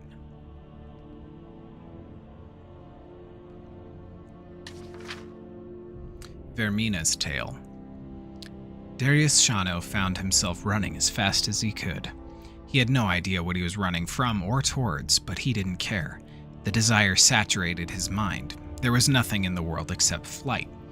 He looked around for landmarks, anything to place himself or to use as a target, but to no avail. The featureless grasslands through which he was sprinting extended as far as the eye could see. Just have to keep running, he thought to himself. I have to run as fast as I can. On and on he ran, with no end in sight or in mind. Standing over Darius Shano while he lay quietly in his bed were his mistress, Vermina the Dreamweaver, and the mad god Sheogorath. Okay, this is where it gets weird. This book calls Vermina Vernima, and I don't know. I'm gonna say Vermina because it goes back and forth, and I feel like it's a typo. So I'm just gonna say Vermina, even though it says Vernima several times. But yeah. Also, yeah, bird up, Sheogorath. That's very true. Vermina looked down with pride at this disciple of hers and was boastful of her little jewel. Such potential in this one. Through dreams of inspiration, I have nurtured literary talent into fruition, and now he stands in acclaim as an emerging bard and poet. He will gain much favor before I tire of him. Sheogorath, too, gazed at the young Breton artist and saw that he was indeed famous among the other mortals. Mused Sheogorath, but how many are there who hate this mortal whom you have built? It is the hatred of the mortals which confirms greatness, and not their love. Surely you can accomplish this as well. Vermina's eyes narrowed. Yes, the mortals are indeed often foolish and petty, and it is true that many of their most bold have been despised. Do not worry, Mad One, for I have the power to achieve many forms of greatness with this one, hatred among them. Perhaps, Dreamweaver, it would be amusing to show who has this power. Inspire foolish, arrogant hatred of this mortal for 10 years, and then I will do the same. We shall see whose talents are most efficient, free of aid or interference from any of the Daedra. At this, she relaxed into confident pleasure. The Mad God is indeed powerful, but this task is suited to my skills. The mortals are repulsed by madness, but rarely think it worthy of hate. I shall take pleasure in revealing this to you, as I bring the more subtle horrors out of this mortal's subconscious. And so in the 19th year of his life, the dreams Darius Shano had been experiencing began to change. Fear had always been part of the night for him, but now there was something else. A darkness began to creep into his slumber, a darkness that sucked away all feeling and color, leaving only emptiness behind. When this happened, he opened his mouth to scream, but found that the darkness had taken his voice as well. All he had was the terror and the void, and each night they filled him with a new understanding of death. Yet when he woke, there was no fear, for he had faith that his lady had a purpose. Indeed, one night Vermina herself emerged from the void. She leaned in close to whisper in his ear, "Watch carefully, my beloved." With that, she pulled the void away, and for hours each night she would reveal to Darius the most horrible perversions of nature. Men being skinned and eaten alive by other men, unimaginable beasts of many limbs and mouths, entire populations being burned. Their screams filled his every evening. In time, these visions gnawed at his soul, and his work began to take on the character of his nightmares. The images revealed to him at night were reproduced on the page, and the terrible cruelty and hollow vice that his work contained both revolted and fascinated the public. They reveled in their disgust over every detail. There were those who openly enjoyed his shocking material, and his popularity among some only fed the hatred of those who found him abhorrent. This continued for several years while the infamy of Darius grew steadily. Then in his 29th year, without warning, the dreams and nightmares ceased. Darius felt the weight lifted, as he no longer endured his nightly tortures, but was confused. "What have I done to displease my mistress?" he wondered aloud. "Why has she abandoned me?" Vermina never answered his prayers. No one ever answered, and the restless dreams faded away to leave Darius in long, deep sleeps. Interest in the works of Darius Shano waned. His prose became stale, and his ideas failed to provoke the shock and outrage they once had. As the memory of his notoriety and of his terrible dreams faded, the questions that raced in his mind eventually produced resentment against Vermina, his former mistress. Resentment grew into hatred. From hatred came ridicule, and over time, ridicule became disbelief. Slowly, it became obvious. Vermina had never spoken to him at all. His dreams were simply the product of a sick mind that had righted itself. He had been deceived by his own subconscious, and the anger and shame overwhelmed him. The man who once conversed with a deity drifted steadily into heresy. In time, all of the bitterness, doubt, and sacrilege focused in Darius a creative philosophy that was threaded throughout all of his subsequent work. He challenged the gods themselves, as well as the infantile public and corrupt state for worshipping them. He mocked them all with his perverse caricatures, sparing no one and giving no quarter. He challenged the gods in public to strike him down if they existed, and ridiculed them when no such comeuppance was delivered. Sorry, I got a burp.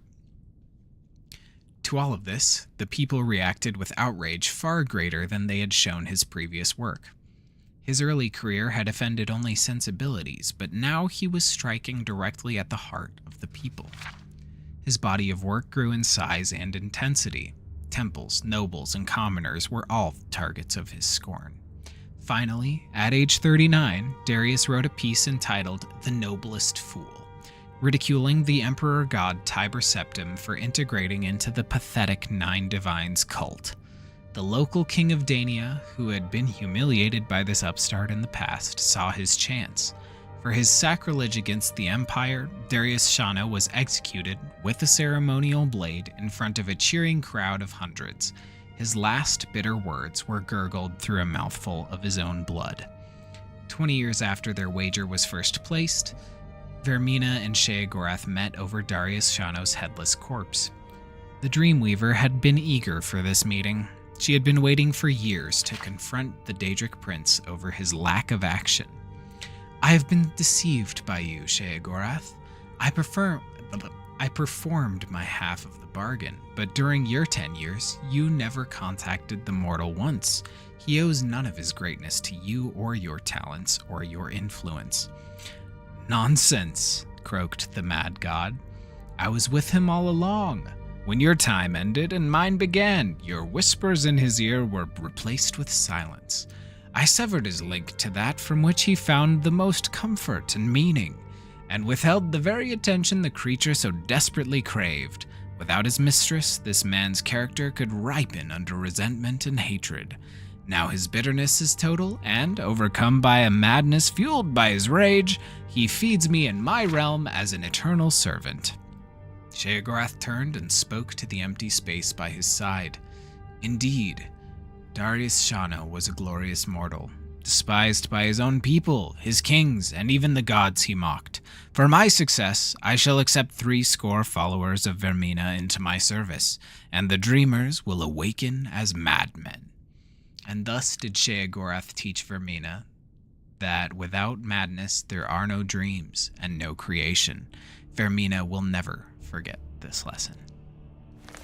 So, that's what it is. He essentially teaches Vermina that she can show some guy horrors beyond measure, but she will never make people hate him as much as they will if he were to just pivot into making fun of everybody. Because he eventually, goes on a warpath of dismantling the system through spite and ridicule, but he eventually makes everyone hate him by doing so. So that is Sheogorath's madness there. Yeah, fuck this mortal in particular, Sheogorath. You are right. And yeah, that is what it sounds like. But at the same time, it was all for a point, and he was basically just like, yep, I'm gonna sever his link to Vermina and that which gave him inspiration, and he will, like, kind of a general theme with the 16 Accords of Madness is that Sheogorath, takes very little direct action to, teach the other Daedric princes a lesson, because generally people drive themselves mad. So that's kind of how his point with all of them is being like, you don't really need me to do any, driving to madness.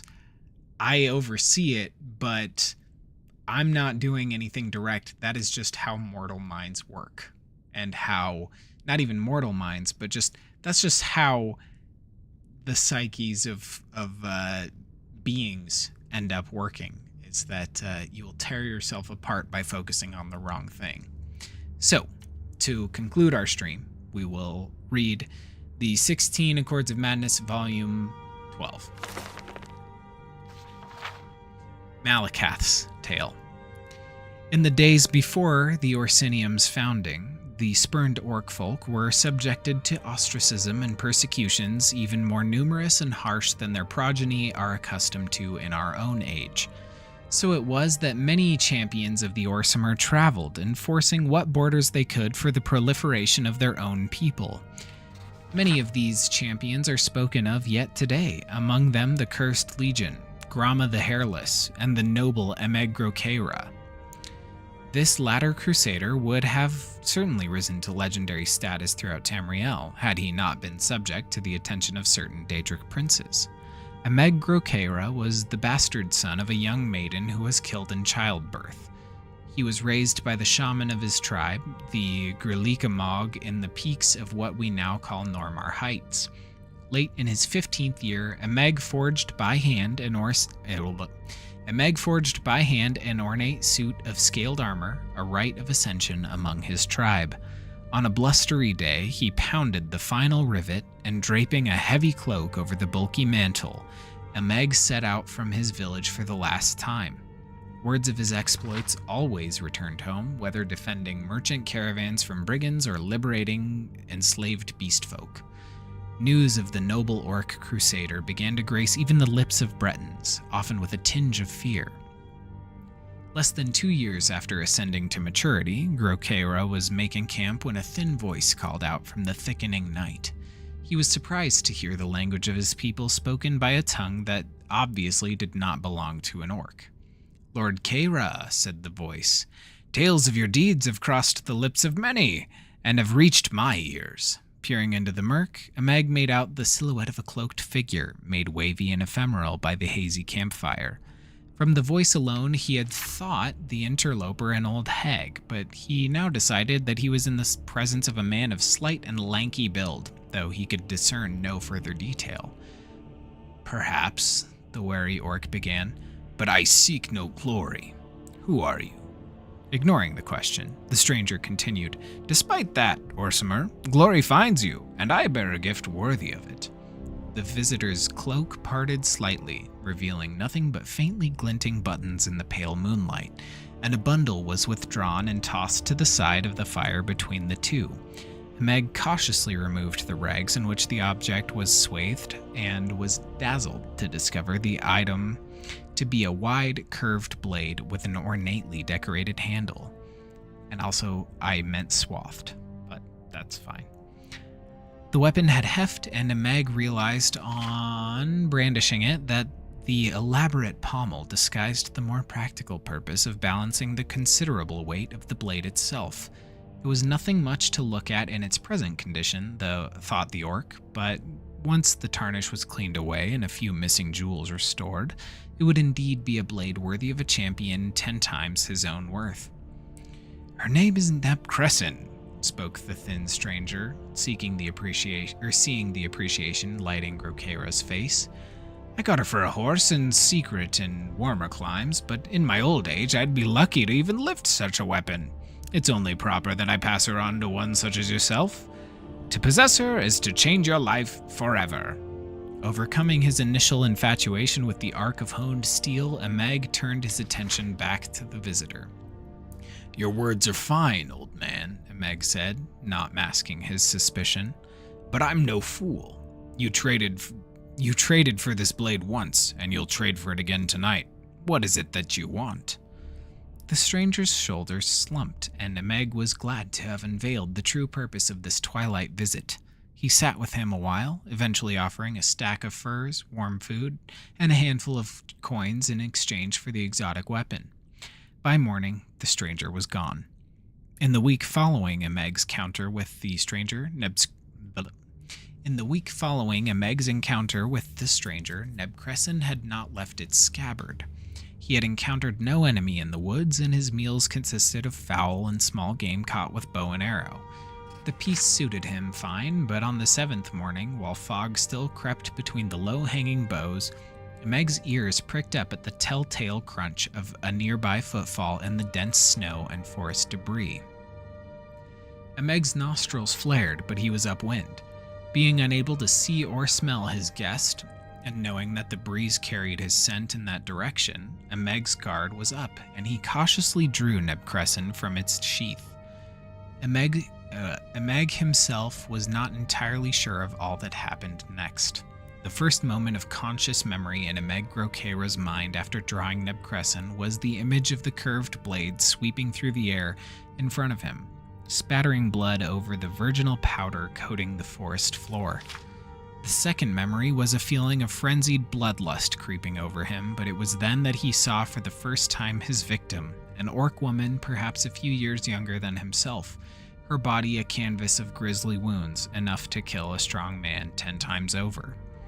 Ameg's disgust overwhelmed the madness that had overtaken him, and with all his will enlisted, he released Neb Crescent from his grip and let the blade sail. With a discordant ringing, it spun through the air and was buried in a snowdrift. Ameg fled the scene in shame and horror, drawing the hood of his cloak up to hide himself from the judging eyes of the rising sun. The scene where Ameg Grokeira had murdered one of his own kind was a macabre one. Below the neck, the body was flayed and mutilated almost beyond recognition, but the untouched face was frozen in a permanent expression of abject terror. It was here that Sheogorath performed certain rites that summoned Malakath, and the 2 Daedric lords held court in the presence of the disfigured corpse. "Why show me this, mad one?" began Malakath once he recovered from his initial wordless outrage. "Do you take such pleasure in watching me grieve the murder of my children?" His guttural voice rumbled, and the patron of the Orsimer looked upon his counterpart with accusing eyes. By birth she was yours, brother outcast," began Sheogorath, solemn in aspect and demeanor, "but she was a daughter of mine by her own habits. My mourning here is no less than your own, my outrage no less great." "I am not so sure," grumbled Malakath. "But rest assured that vengeance for this crime is mine to reap. I expect no contest from you. Stand aside." As the fearsome prince began to push past him, Lord Sheogorath spoke again. "I have no intention of standing between you and vengeance. In fact, I mean to help you. I have servants in this wilderness and can tell you just where to find our mutual foe. I ask only that you use a weapon of my choosing, wound the criminal with my blade, and banish him to my plane, where I can exact my own punishment. The rights of honor killing here belong to you." With that, Malakath agreed, took the wide blade from Sheogorath, and was gone. Malakath materialized in the path of the murderer, the cloaked figure obscured through a blizzard haze. Bellowing a curse so foul as to wilt the surrounding trees, the blade was drawn and Malakath crossed the distance more quickly than a wild fox. Frothing with rage, he swung the blade in a smooth arc which lopped the head of his foe cleanly off, then plunged the blade up to its hilt in his chest, choking off the spurts of blood into a steady growing stain of red bubbling from beneath the scaled armor and heavy cloak. Panting from the unexpected immediacy and fury of his own kill, Malakath rested on a knee as the body before him collapsed heavily backwards and the head landed roughly upon a broad, flat stone. The next sound broke the silence like a bolt. I'm sorry," sputtered the voice of Ameg Grokeira. Malakath's eyes went wide as he looked upon the severed head, seeping blood from its wound, but somehow kept alive. Its eyes wavered about wildly, trying to focus on the aspect of Malakath before it. The once proud eyes of the champion were choked with tears of grief, pain, and confused recognition. To his horror, Malakath recognized only now that the man he had killed was not only one of his Orsimer children, but very literally a son he had blessed an orc maiden with years hence. For achingly long moments, the two looked upon each other, despondent and shocked. Then, silent as oiled steel, Sheogorath strode into the clearing. He hefted Ameg Grokeira's disembodied head and bundled it into a small gray sack. Sheogorath reclaimed Neb Crescent from the corpse and turned to walk away. Malakath began to stand, but knelt again, knowing he had irreversibly damned his own offspring to the realm of Sheogorath and mourned his failure as the sound of his son's hoarse pleas faded into the frozen horizon. And there we go. That is the 12th Accord of Madness. And holy cow, that was a lot of reading. But there's a lot of reading to get Sheogorath's full, like, top to bottom understanding, like, to really get what he's about. Because, yeah, he does come off through the quest as just like whimsical cheese god, but it turns out he's actually kind of insane in a like violent and sadistic way. So yeah, he's quite the freak, but also kind of misunderstood, and we didn't really get into it today, but he's in many ways you can argue that he is the player character. Actually, I wouldn't even say you can argue. It's pretty apparent that he's the player character, or at least the player character in Oblivion eventually mantles Sheogorath and becomes an aspect or a part of Sheogorath's soul. So in all aspects, that player character becomes him, and it's also a clean and easy way to not have to answer what happened to the hero of Khajiit, because you can just say, well, he became the mad god Sheogorath. But yeah. Oh, also, thank you for correcting yourself, Swathed. Yes. I read it and I was like, I can't let that lie. I have to go back and correct that, because that is just an atrocious mispronunciation. But yeah. Yeah, is a brutal story, the story of Neb Crescent, but there are more horrifying stories of the 16 Accords of Madness, and I highly encourage you to you could read them yourself, but then also, again, linked below is the video from our Drew Mora, the former member of Fudge Muppet, who has his own channel, and it's just a fantastic listen. So even if you're you don't want to necessarily watch the whole thing, it's a good listen if you want some just a comprehensive lore dump of the Mad God told in a very interesting and unique way. So yeah, it was my homework for this stream, honestly. But yeah, check it out. It's a good one. I would like to make videos that good someday, although I also do mostly, green screen stuff and all told from one specific point at a bar. So it's not as simple as just being like, hey, or I guess not simple, but there's less opportunities to edit in stuff from other areas, or get footage from different parts of the map and stuff. But it is a very cool video. So, and my video, hey, thank you, Anthony. My videos are already great. Thanks. I still think Drew Mora's videos are dope. So check him out. He doesn't quite, he doesn't do much of showing himself on camera anymore since the days of the Elder Scrolls podcast on Fudge Muppet, but he does lots of voiceover as Drew the Daedrologist, who is his in-universe character, who is a Daedrologist, just kind of exploring Tamriel and learning about all of the Daedric princes and, beyond that, just the cultures of Tamriel. So, yeah.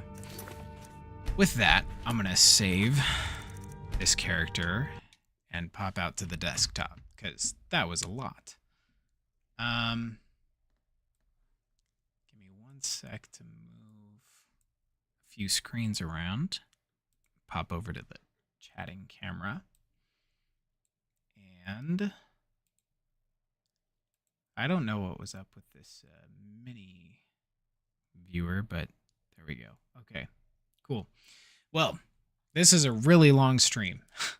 And it's probably because we read for like 30 minutes at the end, but it's all good. That was a lot of fun. Despite the fact that my voice kind of started to give out towards the end, but appreciate it. Thank you for the congratulations on the efforts and on monetization. It's very exciting. Over on the main channel, I'm glad that we got to that point. Next week, I'm aiming to have another Nuka-Cola video out. So we'll cross our fingers that I'll be able to get it done. There's a chance it pushes into the next week, but either way, I have the video after it already filmed and partially edited. So, we might have another situation where 2 videos come out closer to each other. We'll see. But I'll keep you posted on especially, those of you that have joined on the Patreon or on the memberships on the main channel. We got that going, so you don't even have to leave YouTube anymore to become the equivalent of a patron. But yeah, so if that sounds cool, then awesome. And if not, I'm just glad you're here. So with that, we'll see you next week sometime. And until then, everybody, cheers and thank you for watching. And I hope you enjoyed our Sheogorath stream because it was a big one. But see you next time.